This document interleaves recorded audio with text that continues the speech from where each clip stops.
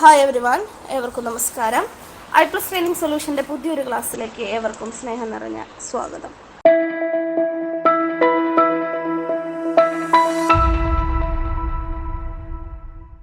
കേട്ടറ്റ് പരീക്ഷ അടുത്തിരിക്കുകയാണ്. അധ്യാപകരെ ആയിട്ടുള്ളവരും അധ്യാപകരാകാൻ ആഗ്രഹിക്കുന്നവർക്കൊക്കെ ഒരുപോലെ പ്രാധാന്യം അർഹിക്കുന്ന പരീക്ഷയാണ് കേട്ടറ്റ് എന്നുള്ളത്. സുപ്രീം കോടതിയുടെ പ്രസിദ്ധമായിട്ടുള്ള വിധി നമുക്കെല്ലാവർക്കും അറിയാം. കേട്ടറ്റ് ഇപ്പോൾ നിർബന്ധമാക്കിയിരിക്കുകയാണ്. കേട്ടറ്റ് കാറ്റഗറി 1, 2, 3 ഇവയ്ക്ക് കോമൺ ആയിട്ട് വരുന്ന മലയാളത്തിൽ നിന്ന് ഏറ്റവും ഇമ്പോർട്ടൻ്റ് ആയിട്ടുള്ള കുറച്ച് ഏരിയാസാണ് ഇന്ന് നമ്മൾ ഡിസ്കസ് ചെയ്യാനായിട്ട് പോകുന്നത്. റെഡിയല്ലേ എല്ലാവരും?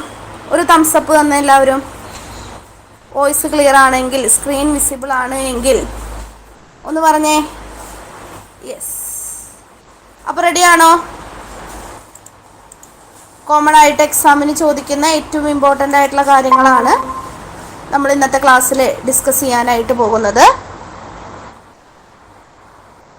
ഓക്കെ ആണ് എന്ന് ഞാൻ വിചാരിക്കുന്നു.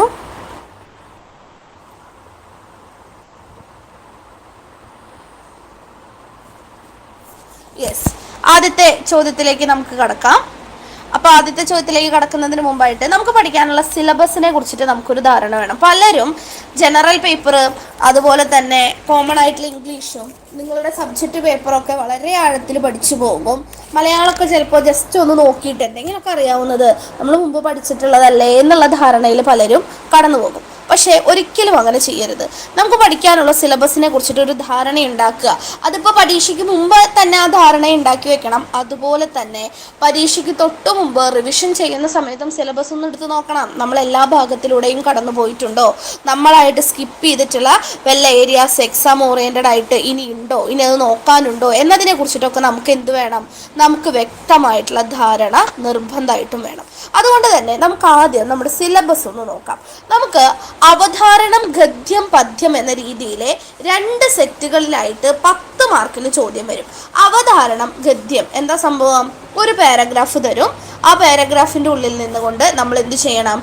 കൃത്യമായിട്ട് വായിച്ച് താഴെ തന്നിരിക്കുന്ന 5 ചോദ്യങ്ങൾക്ക് നമ്മൾ എന്ത് ചെയ്യണം? ഉത്തരം എഴുതണം.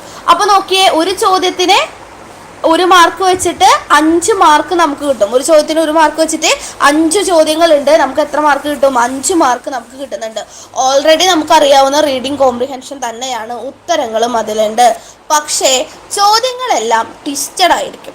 ഭാഷ വായിച്ച് മനസ്സിലാക്കിക്കൊണ്ട് വേണം നമ്മൾ എന്തിലേക്ക് എത്താൻ? ഉത്തരത്തിലേക്ക് എത്താൻ. അങ്ങനെയാണെങ്കിൽ നിങ്ങളോട് ഞാൻ ആദ്യമേ ഒരു കാര്യം ചോദിക്കട്ടെ. നമ്മളൊരു റീഡിങ് കോംപ്രിഹെൻഷൻ ക്വസ്റ്റ്യൻ വരുന്ന സമയത്ത് ആദ്യം വായിക്കേണ്ടത് പാരഗ്രാഫ് ആണോ ചോദ്യങ്ങളാണോ? ആദ്യം വായിക്കേണ്ടത് എന്താണ്? പാരഗ്രാഫ് ആണോ വായിക്കേണ്ടത്, അല്ലെങ്കിൽ എന്താണ് ചോദ്യമാണോ ആദ്യം വായിക്കേണ്ടത്? എന്താണ് ആദ്യം വായിക്കേണ്ടത്? തീർച്ചയായിട്ടും ഡിയർ ടീച്ചർ, ഒരു റീഡിംഗ് കോംപ്രിഹെൻഷനിൽ നിന്ന് അവധാരണം, ഗദ്യം ഒരു പാരഗ്രാഫ് തന്നിട്ട് 5 ചോദ്യങ്ങൾ താഴെ തന്നിട്ടുണ്ടെങ്കിൽ വരിയോട് വരി പാരഗ്രാഫ് നമുക്ക് തന്നിരിക്കുന്ന ഭാഗം വായിക്കുന്നതിന് മുമ്പ് ആദ്യം പോയിട്ട് ചോദ്യം വായിക്കുക. കേട്ടറ്റ് പരീക്ഷ ക്വസ്റ്റ്യൻ പേപ്പർ നമ്മുടെ കയ്യിൽ കിട്ടുമല്ലോ, ധൈര്യമായിട്ട് നമുക്ക് മാർക്ക് ചെയ്യാനായിട്ട് പറ്റും ഇല്ലേ? ആദ്യം പോയിട്ട് എന്ത് വായിക്കുക? ക്വസ്റ്റ്യൻസ് വായിക്കുക. എന്നിട്ട് ഓരോ ക്വസ്റ്റ്യൻ്റെയും കീവേഡ് എന്താണ് എന്നുള്ളത് ആദ്യം മനസ്സിലാക്കി വെക്കുക. ആ കീവേഡ് മനസ്സിലാക്കി വെച്ചതിന് ശേഷം എവിടേക്ക് വരിക? പാരഗ്രാഫിലേക്ക് വരിക. എന്നിട്ട് നമുക്ക് വായിക്കുമ്പോൾ തന്നെ ഒരു ലൈൻ എത്തുമ്പോൾ തന്നെ നമുക്ക് മനസ്സിലാവും എന്താ ഇതുമായിട്ട് ബന്ധപ്പെട്ടൊരു ചോദ്യം വന്നിട്ടുണ്ടല്ലോ. അത്തരത്തിൽ എന്താണ് ആ ഒരു ഓർഡറിൽ പോകാനായിട്ട് എല്ലാവരും ശ്രമിക്കണം. ആദ്യം ചോദ്യം വായിക്കണം. ചോദ്യം വായിച്ചതിന് ശേഷം ചോദ്യത്തിലെ കീവേഡ് എന്താണ്, എന്തുമായി ബന്ധപ്പെടുന്ന ചോദ്യമാണ് എന്നുള്ളത് ആദ്യം മാർക്ക് ചെയ്യണം. അതിനുശേഷം പാരഗ്രാഫ് വായിക്കുക. അപ്പോൾ നമുക്ക് എന്ത് ചെയ്യാനായിട്ട് പറ്റും? ചുരുങ്ങിയ സമയത്തിൻ്റെ ഉള്ളിലെ വേഗം തന്നെ ഉത്തരത്തിലേക്ക് എത്താനായിട്ടും പറ്റും. അപ്പോൾ തന്നിരിക്കുന്ന പാരഗ്രാഫ് എന്ന് പറയുന്നത് എന്താണ്? ലളിതമായിട്ടുള്ള ഒരു പാരഗ്രാഫ് തന്നെയായിരിക്കും. മിക്കപ്പോഴും കേട്ടറ്റിൻ്റെ ലാംഗ്വേജ് എന്താണ് വരുന്ന അവധാരണം, ഗദ്യത്തിൽ നിന്ന് വരുന്ന പാരഗ്രാഫുകളെല്ലാം തന്നെ സിമ്പിളായിരിക്കും. പക്ഷേ ചില സമയത്ത് പല കുട്ടികൾക്കും അയ്യോ ഇതിന് ഉത്തരം ഇതായിരുന്നു, അപ്പോൾ ഇതല്ലേ എന്നുള്ള കൺഫ്യൂഷൻസ് വരും. അതെന്തുകൊണ്ടാണ്? ആ ചോദ്യം കൃത്യമായിട്ട് നമുക്ക് മനസ്സിലാക്കാൻ പറ്റാത്തത് കൊണ്ടോ എന്താണ്, അല്ലെങ്കിൽ പാരഗ്രാഫിൻ്റെ ആവശ്യം പൂർണ്ണമായിട്ട് നമുക്ക് ഉൾക്കൊള്ളാൻ കഴിയാത്തത് കൊണ്ടോ ആണ്. അപ്പോൾ കൃത്യമായിട്ട് തന്നിരിക്കുന്ന പാരഗ്രാഫ് നിർബന്ധമായിട്ടും എന്താണ് കൃത്യമായിട്ട് വായിച്ച് മനസ്സിലാക്കാനായിട്ട് ശ്രമിക്കണം. ഇത് അവധാരണം, ഗദ്യം അതായത് റീഡിംഗ് കോംപ്രിഹെൻഷൻ പാരഗ്രാഫിൻ്റെ കാര്യത്തിലാണെങ്കിലും പദ്യത്തിൻ്റെ കാര്യത്തിലാണെങ്കിലും നമുക്ക് എന്താണ് 10ാം ക്ലാസ് വരെയുള്ള ബേസിക് ആയിട്ടുള്ള കാര്യങ്ങൾ, അല്ലെങ്കിൽ 7ാം ക്ലാസ് വരെ, ഇപ്പോൾ കാറ്റഗറി 1ഉം 2 ഒക്കെയാണ് വെച്ചെങ്കിൽ 7ാം ക്ലാസ് വരെ, അത് കഴിഞ്ഞാൽ 10ാം ക്ലാസ് വരെ, എന്ത് തന്നെയാണെങ്കിലും നമുക്ക് വായിച്ചാൽ മനസ്സിലാകുന്ന രീതിയിലുള്ള മലയാള ഭാഷയിലുള്ള കവിതയെ അവിടെ തന്നിട്ടുള്ളൂ. പക്ഷേ എന്താണ്, ഇവിടെയാണ് നമുക്ക് പര്യായം, വിപരീത പദം, നാനാർത്ഥം എന്നിവയൊക്കെ എന്താണ് ഉത്തരം ഓൾറെഡി നമ്മുടെ കയ്യിൽ ഉണ്ടായിരിക്കും, നമ്മൾ കണ്ടെത്തേണ്ടതായിട്ട് വരുന്നത്. ഇവിടെയും 1ഓ 2ഓ തവണ ചോദ്യങ്ങൾ വായിക്കുക, അതിനുശേഷം കവിതയിലേക്ക് വരിക. ആവർത്തിച്ച് കവിത വായിക്കുന്ന സമയത്ത് നമുക്ക് ഏകദേശം ധാരണയൊക്കെ വരും. അത്രയ്ക്കുള്ള ലെവലിലുള്ള ക്വസ്റ്റ്യൻസേ നമുക്ക് സാധാരണയായിട്ട് വരാറുള്ളൂ. അപ്പോൾ റീഡിംഗ് കോംപ്രിഹെൻഷൻ, അത് അവധാരണം പദ്യത്തിൽ നിന്നാണെങ്കിലും ഗദ്യത്തിൽ നിന്നാണെങ്കിലും ആദ്യം എന്ത് വായിക്കണം മക്കളെ? തന്നിരിക്കുന്ന ക്വസ്റ്റ്യൻ വായിക്കണം. ക്ലിയർ അല്ലേ ഡിയർ ടീച്ചേഴ്സ്?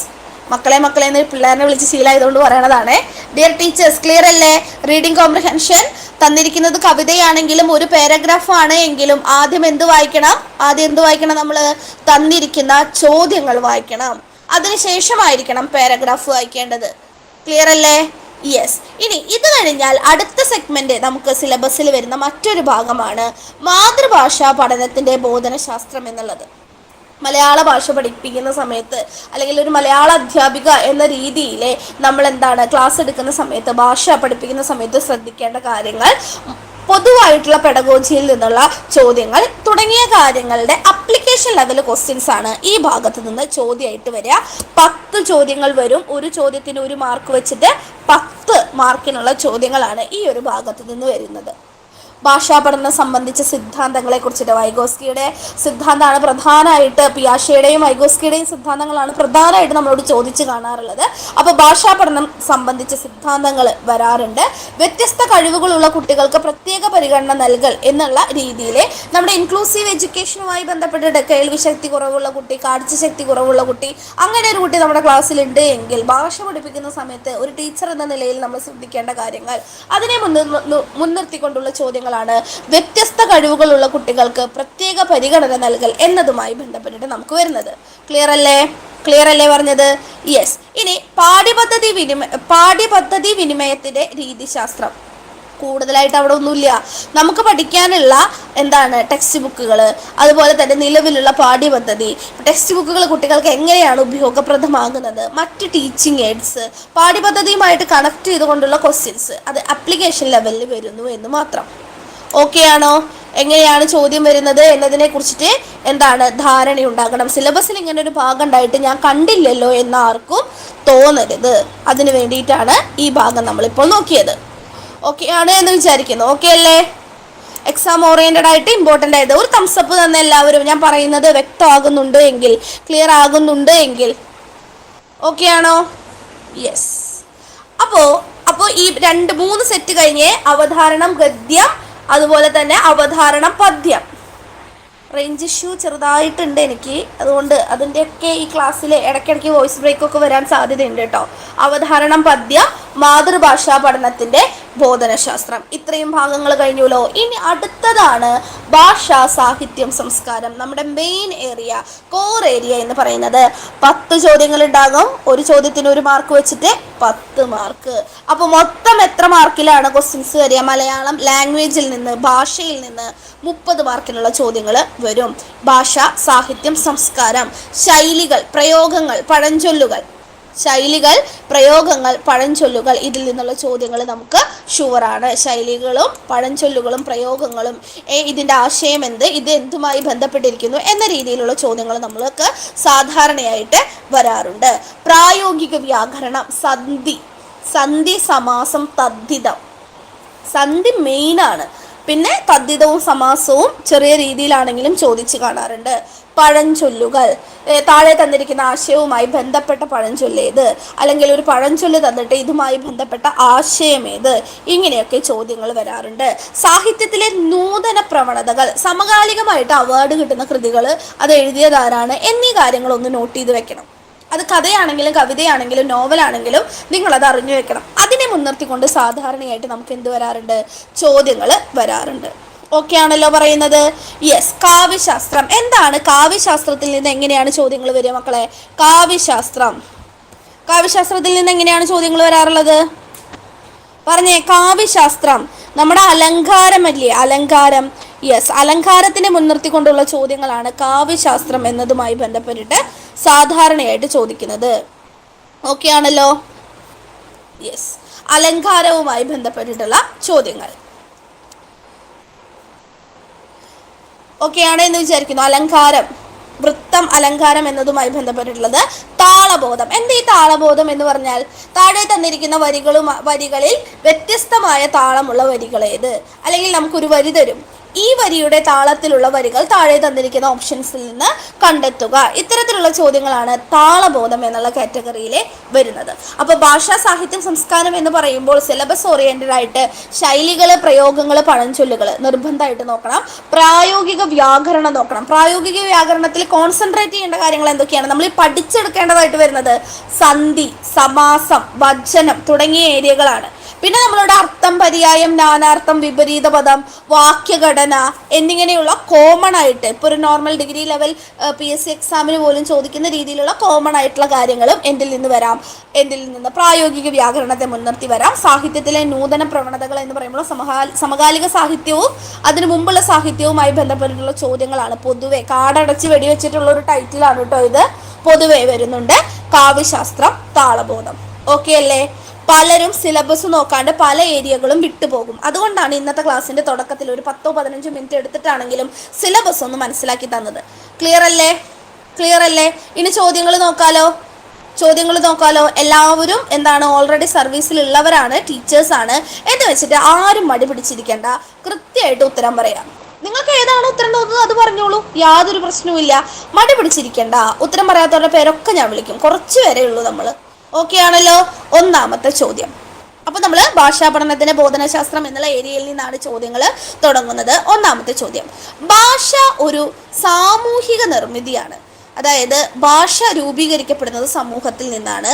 അതുകൊണ്ട് സാമൂഹിക നിർമ്മിതിയാണ് ഭാഷ. കുട്ടി സാമൂഹിക ഇടപെടലുകളിലൂടെയാണ് ഭാഷ ആർജിക്കുന്നത്. കുട്ടി സമൂഹവുമായി ഇടപെടുന്നതിലൂടെയാണ് ഭാഷ ആർജിക്കുന്നത് എന്ന് വാദിച്ച സൈദ്ധാന്തികൻ ആര്, അല്ലെങ്കിൽ സിദ്ധാന്തകാരൻ ആര്? Noam Chomsky, Lev Vygotsky, BF Skinner, Jean പിയാഷെ. ഉത്തരം പറഞ്ഞേ. ABCD 4 ഓപ്ഷൻസിൽ നിന്ന് ഏത് വേണമെങ്കിലും നിങ്ങൾക്ക് പറയാം. ഭാഷ ഒരു സാമൂഹിക നിർമ്മിതിയാണ് എന്ന് പറഞ്ഞത് ആരാ പറഞ്ഞത്? ഭാഷ ഒരു സാമൂഹിക നിർമ്മിതിയാണ് എന്ന് പറഞ്ഞത് ആരാണ്? കുട്ടി സാമൂഹിക ഇടപെടലുകളിലൂടെയാണ് ഭാഷ ആർജിച്ചെടുക്കുന്നത് എന്ന് പറഞ്ഞത് ആരാണ്? ഉത്തരം പറഞ്ഞേ. ഏതെങ്കിലുമൊക്കെ ഒരു ഓപ്ഷൻസ് പറഞ്ഞേ ഡിയർ ടീച്ചേഴ്സ്. ഉത്തരം പറഞ്ഞ റീന ടീച്ചറാണ് ആദ്യം ഉത്തരം പറഞ്ഞിരിക്കുന്നത്. റീന ടീച്ചർ പറഞ്ഞിരിക്കുന്നത് ഓപ്ഷൻ B ആണ് എന്നാണ്. ബാക്കിയുള്ളവരും കൂടി പറഞ്ഞേ. നീതു ടീച്ചറെ, മഞ്ജു ടീച്ചറെ പറഞ്ഞേ. നീതു ടീച്ചറെ, മഞ്ജു ടീച്ചറെ ഉത്തരം പറഞ്ഞേ. മിണ്ടാതിരിക്കേണ്ട ആരും. ഏതാണ് ശരിയായിട്ടുള്ള ആൻസർ? ഭാഷ സാമൂഹിക നിർമ്മിതിയാണ്. സോഷ്യൽ കൺസ്ട്രക്റ്റിവിസം ആരുടെ തിയറിയാണ്?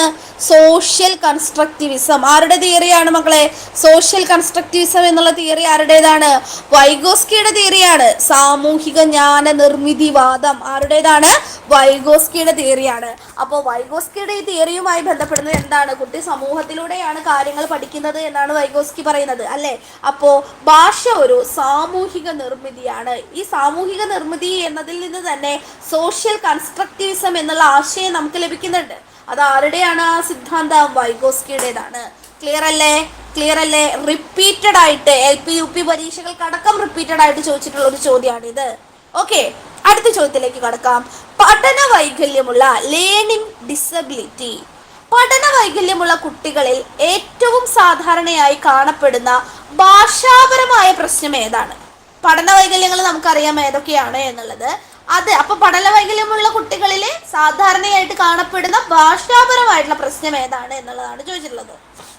ഓട്ടിസം മൂലം പഠന വൈകല്യം ഉണ്ടാകാം, ADHD മൂലം പഠന വൈകല്യം ഉണ്ടാകാം, ബധിരത മൂലം പഠന വൈകല്യം ഉണ്ടാകാം, ഡിസ്ലെക്സിയ മൂലം പഠന വൈകല്യം ഉണ്ടാകാം. ഇവിടെ ഭാഷാപരമായിട്ടുള്ള പ്രശ്നം, ഭാഷാപരമായിട്ടുള്ള പഠന വൈകല്യം ഏതാണ് എന്നുള്ളതാണ് ചോദിച്ചിട്ടുള്ളത്. പറഞ്ഞേ. ആരും മടി പിടിച്ചിരിക്കേണ്ട കാര്യമില്ല. ഉത്തരം പറഞ്ഞേ. മിണ്ടാതിരിക്കല്ലേ. ഏതെങ്കിലും ഒരു ഓപ്ഷനായിട്ട് ഉത്തരമായിട്ട് പറഞ്ഞാൽ എന്താ ഇത്ര ബുദ്ധിമുട്ട്? സ്വാതി ടീച്ചറെ, റീന ടീച്ചറെ, നീതു ടീച്ചർ എ പറയുന്നുണ്ട്, റീന ടീച്ചർ എ പറയുന്നുണ്ട്, ആന്റണി KK എന്നാണെന്ന് തോന്നുന്നു. Yes K. Manju teacher option A പറയുന്നുണ്ട്. ശരിയാണ്, ഡിസ്ലെക്സിയ ആണ് അല്ലെ. ഡിസ്ലെക്സിയ. എന്താണ് ഡിസ്ലെക്സിയ എന്നുള്ളത്? ലേണിംഗ് ഡിസബിലിറ്റീസ് ഏതൊക്കെയാണ് എന്നുള്ളത് നമുക്കറിയാം. ഏതൊക്കെയാണ്? ഒന്ന് ഡിസ്ലെക്സിയയാണ്. ഇതൊക്കെ മലയാളത്തിൽ തന്നെയാണ് വരിക, അല്ലാണ്ട് ഇതിന് പ്രത്യേക മലയാളം ഒന്നുമില്ല. Dyslexia, trouble with reading, spelling and recognising words അല്ലേ. വാക്കുകൾ വായിക്കാൻ കുട്ടിക്ക് പ്രശ്നം വരും. അതുപോലെ തന്നെ സ്പെല്ല് ചെയ്യാൻ, അക്ഷരത്തെറ്റില്ലാതെ അതിന്റെ എന്താണ് അക്ഷരവ്യവസ്ഥ മനസ്സിലാക്കാൻ, സ്പെല്ലിങ്ങുമായി ബന്ധപ്പെട്ട പ്രശ്നം വരും. അതുപോലെ വാക്കുകൾ തിരിച്ചറിയാനുള്ള പ്രശ്നം വരും. പി എന്ന് കാണുമ്പോൾ ഡി എന്ന് കുട്ടി വായിക്കും. ധായായിട്ട് കുട്ടി വായിക്കും. പായും അതുപോലെ തന്നെ ഭായും തിരിച്ചറിയാൻ കുട്ടിക്ക് പ്രശ്നം വരും. ഇതൊക്കെ എന്താണ്? ഡിസ്ലെക്സിയയാണ്. ഡിസ്ലെക്സിയ. ഇനി വേറെ ഒരെണ്ണമുണ്ടല്ലോ, ഡിസ്ഗ്രാഫിയ. എന്തായാലും തുടങ്ങിയതല്ലേ, മുഴുവൻ പറഞ്ഞേക്കാം. ഡിസ്ഗ്രാഫിയ എന്താ ഡിയർ ടീച്ചേഴ്സ്? ഡിസ്ഗ്രാഫിയ എന്താ പറഞ്ഞേ? ഡിസ്ഗ്രാഫിയ എന്തുമായി ബന്ധപ്പെട്ടിട്ടുള്ള പഠന വൈകല്യമാണ് ഡിസ്ഗ്രാഫിയ എന്ന് പറയുന്നത്? എന്താ ഡിസ്ഗ്രാഫിയ എന്ന് പറയുന്നത്? ട്രബിൾ വിത്ത് ഹാൻഡ് റൈറ്റിംഗ് ആണ് അല്ലെ. എഴുത്തുമായി ബന്ധപ്പെട്ടിട്ടുള്ള പ്രശ്നമാണ്. Trouble with hand writing, spelling, organising through on A paper. അതായത് ചിലർ എഴുതുമ്പോൾ ഇങ്ങനെ തുടങ്ങിയിട്ട് ഇങ്ങനെ പോകുന്നതായിട്ട് നമുക്ക് കാണാം ഇല്ലേ. അതുപോലെ കുട്ടിക്ക് ബി എന്ന് പറയുമ്പോൾ കുട്ടി ഡി എന്നത് എഴുതുന്നുണ്ട് എങ്കിൽ അതിനെ നമുക്ക് ഡിസ്ഗ്രാഫിയ. ഗ്രാഫ് വരയ്ക്കുന്നതല്ലേ. അപ്പൊ എഴുതുന്നതുമായി ബന്ധപ്പെട്ടുള്ള പഠന വൈകല്യമാണ് ഡിസ്ഗ്രാഫിയ. ഇനി വേറെ ഒന്നുണ്ടല്ലോ, ഡിസ്കാൽക്കുലിയ. എന്താ ഡിസ്കാൽക്കുലിയ എന്ന് വെച്ചാൽ? ഡിസ്കാൽക്കുലിയ എന്ന് വെച്ചാൽ എന്താണ്? Trouble with maths concept, numbers and counting. ഗണിതശാസ്ത്രപരമായിട്ടുള്ള കാര്യങ്ങളിലെ വൈകല്യമുണ്ടാകുന്ന അവസ്ഥയെയാണ് നമ്മൾ എന്ത് വിളിക്കുന്നത്? ഡിസ്കാൽക്കുലിയ എന്ന് വിളിക്കുന്നത്. ഡിസ്കാൽക്കുലിയ എന്ന് വിളിക്കുന്നത്. അപ്പൊ ഇവിടെ തന്നിരിക്കുന്നതിലെ എന്താണ് പഠന വൈകല്യം എന്ന് പറയുന്നത്? ഏതാണ്? ഡിസ്ലെക്സിയയാണ്. ഡിസ്ലെക്സിയയാണ് ശരിയായിട്ടുള്ള ആൻസർ. ഡിസ്ലെക്സിയ. ഓക്കെ ആണല്ലോ. യെസ്. ഇനി ADHD. എന്താ ADHDയുടെ ഫുൾ ഫോം? ADHDയുടെ ഫുൾ ഫോം എന്താ? സൈക്കോളജി പേപ്പറിൽ സ്ഥിര ചോദ്യമാണ്. ADHDയുടെ ഫുൾ ഫോം എന്താണ്? Attention deficit. ഈ വാക്കാണ് എല്ലാവരും തെറ്റിക്കുക. Deficit, attention deficit, hyper activity disorder, hyper activity disorder. അതാണ് എന്ത്? ADHD എന്ന് പറയുന്നത്. ADHD. ക്ലിയർ അല്ലേ? ക്ലിയർ ആണോ പറഞ്ഞത്? ADHD. ഒരു ക്വസ്റ്റ്യൻ നമ്മൾ പഠിക്കുന്ന സമയത്ത് അതുമായി കണക്ട് ചെയ്തുകൊണ്ടുള്ള മറ്റ് കാര്യങ്ങൾ കൂടി നമ്മൾ പഠിക്കേണ്ടതായിട്ടുണ്ട്. ഓക്കെ, അടുത്ത ചോദ്യത്തിലേക്ക് പോകാലോ. മൂന്നാമത്തെ ചോദ്യം, ഭാഷാ ക്ലാസ്സിൽ എന്ന് വെച്ചാൽ ഭാഷ പഠിപ്പിക്കുന്ന ഒരു ക്ലാസ്സിൽ ബഹുവിധ പാഠ്യസാമഗ്രികൾ, മൾട്ടി ടെക്സ്റ്റ് മെറ്റീരിയൽസ് ഉപയോഗിക്കുന്നത് എന്തിനാണ്? പറഞ്ഞേ. ലാംഗ്വേജ് പഠിപ്പിക്കുന്ന ഒരു ക്ലാസ്സിലെ ടീച്ചർ ഒരുപാട് പഠന സാമഗ്രികൾ, ടീച്ചിങ് എയ്ഡ്സ് ഉപയോഗിക്കുകയാണ്. എന്തിനാണ് അത് ഉപയോഗിക്കുന്നത്? ടെക്സ്റ്റ് ബുക്ക് ഉപയോഗിക്കാം, അതുമായി ബന്ധപ്പെട്ടിട്ടുള്ള മറ്റ് പുസ്തകങ്ങൾ ഉപയോഗിക്കാം, ചാർട്ട് ഉപയോഗിക്കാം, പോസ്റ്റേഴ്സ് ഉപയോഗിക്കാം. എന്തിനാണ് ഉപയോഗിക്കുന്നത്? പുസ്തകത്തിന്റെ ഭാരം കൂട്ടാൻ, വൈവിധ്യമാർന്ന അനുഭവങ്ങളും കാഴ്ചപ്പാടുകളും നൽകാൻ, പരീക്ഷയ്ക്ക് കൂടുതൽ ചോദ്യങ്ങൾ നൽകാൻ, അധ്യാപകന്റെ ജോലി കുറയ്ക്കാൻ. ഒരു കാര്യം ശ്രദ്ധിക്കുക, നമ്മുടെ ഈ ഒരു പോർഷനിൽ നിന്ന് നമ്മളിപ്പോൾ ഡിസ്കസ് ചെയ്യുന്ന നമ്മുടെ സിലബസിന്റെ പാറ്റേൺ പ്രകാരം മൂന്നാമത്തെ സെക്ഷൻ മാതൃഭാഷാ പഠനത്തിന്റെ ബോധനശാസ്ത്രം എന്നുള്ള മേഖലയിൽ നിന്ന് ചോദ്യം വരുന്ന സമയത്ത് ഒരു ചെറിയ കോമൺ സെൻസ് ഉപയോഗിച്ചാൽ എന്ത് കിട്ടും? ഉത്തരം കിട്ടും. ഒരു ചെറിയ കോമൺ സെൻസ് ഉപയോഗിച്ചാൽ നിങ്ങൾക്ക് എന്ത് കിട്ടും? ഉത്തരം കിട്ടും. നോക്കൂ, ഇവിടെ എന്താണ് നമ്മളോട് ചോദിച്ചിരിക്കുന്നത്? ഭാഷ പഠിപ്പിക്കുന്ന ക്ലാസ്സിൽ എന്തിനാണ് ടീച്ചർ ബഹുവിധ പാഠ്യസാമഗ്രികൾ ഉപയോഗിക്കുന്നത് എന്നുള്ളത്? പുസ്തകത്തിന്റെ ഭാരം കൂട്ടാനാണോ? അല്ല.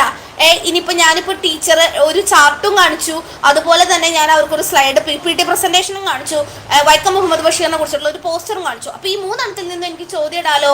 അത്തരത്തിൽ കൂടുതൽ ചോദ്യങ്ങൾ നൽകാനാണോ? അല്ല. ഇനി ടെക്സ്റ്റ് ബുക്ക് ഒക്കെ വായിച്ച് ക്ലാസ് ഒക്കെ എടുത്ത് ബുദ്ധിമുട്ടാണ്. ഒരു വീഡിയോ അങ്ങോട്ട് ഇട്ട് കൊടുക്കാം. അപ്പൊ അധ്യാപകന്റെ ജോലിഭാരം കുറയ്ക്കാനാണോ? ഒരിക്കലുമല്ല. വൈവിധ്യമാർന്ന അനുഭവങ്ങളും ടെക്സ്റ്റ് ബുക്കുകളിൽ നിന്ന് വ്യത്യസ്തമായിട്ടുള്ള പഠന സാമഗ്രികൾ ഉപയോഗിക്കുന്ന സമയത്ത് വൈവിധ്യമായിട്ടുള്ള അനുഭവങ്ങളും കാഴ്ചപ്പാടുകളും കുട്ടികൾക്ക് നൽകാനായിട്ട് നമുക്ക് കഴിയുന്നു അല്ലേ? അപ്പൊ തീർച്ചയായിട്ടും അത് തന്നെയല്ലേ ആൻസർ? മഞ്ജു ടീച്ചറൊക്കെ ഓപ്ഷൻ ബി ഉറപ്പിച്ച് പറയുന്നുണ്ടല്ലോ.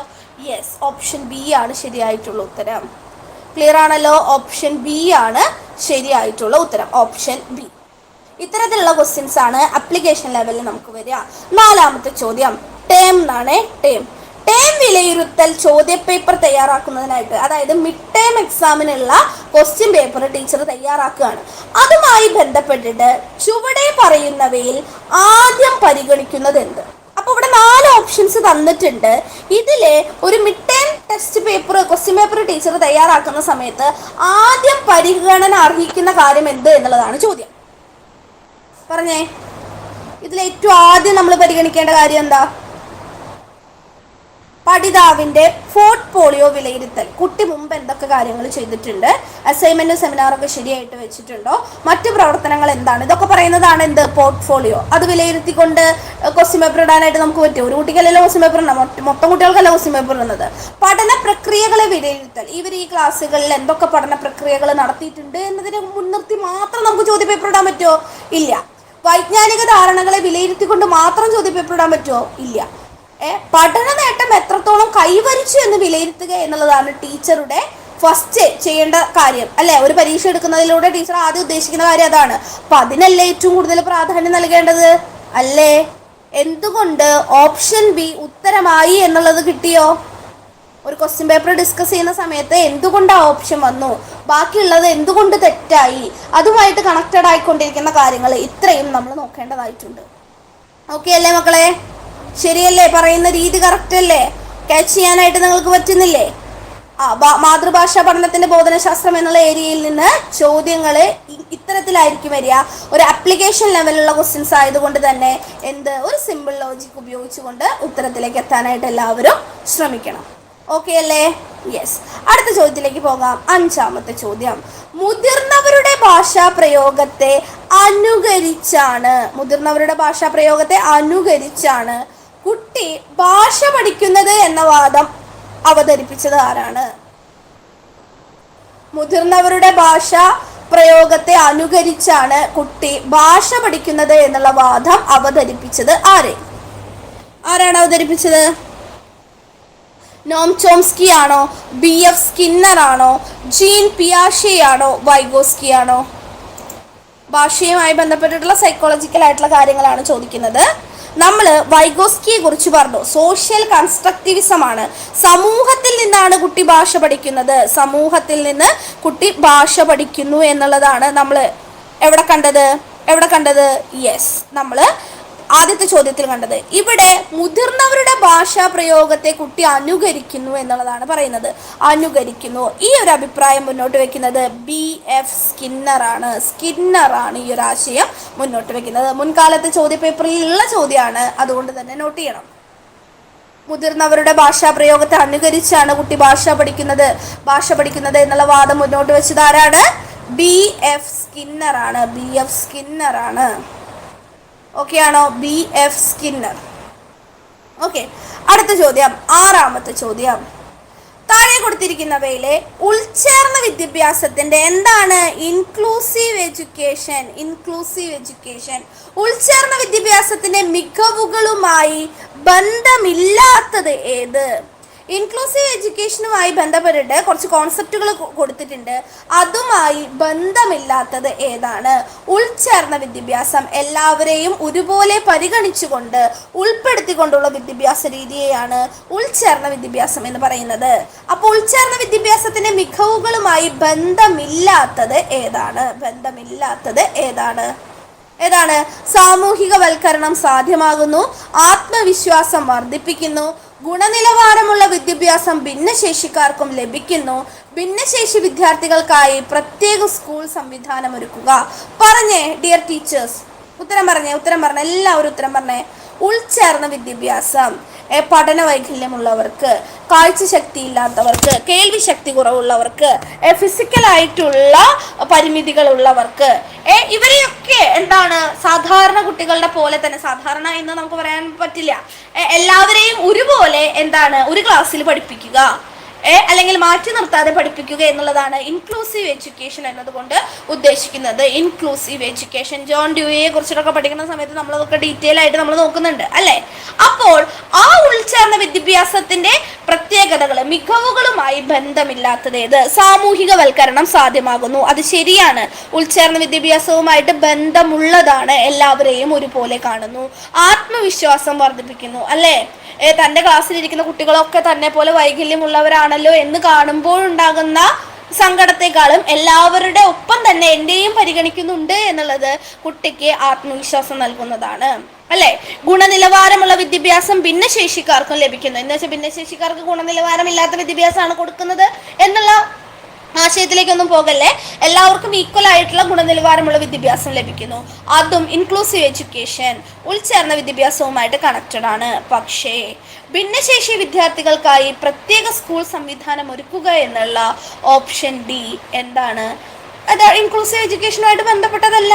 ഇൻക്ലൂസീവ് എന്ന് പറയുന്നത് ഭിന്നശേഷി വിദ്യാർത്ഥികളെയും എന്താണ് സാധാരണ കുട്ടികളെ പോലെ ഒരു ക്ലാസ്സിലെ പരിഗണിക്കുക എന്നുള്ളതാണ്. ഇവർക്ക് വേണ്ടിയിട്ട് പ്രത്യേക സ്കൂൾ ആക്കണമെങ്കിൽ നമ്മളത് ഉൾച്ചേർന്ന വിദ്യാഭ്യാസവുമായിട്ട് കണക്റ്റഡ് ആണോ? അല്ല. യെസ്, നിങ്ങൾ പറഞ്ഞത് കറക്റ്റാണ്. ഓപ്ഷൻ ഡി ആണ് ശരിയായിട്ടുള്ള ഉത്തരം. Option D.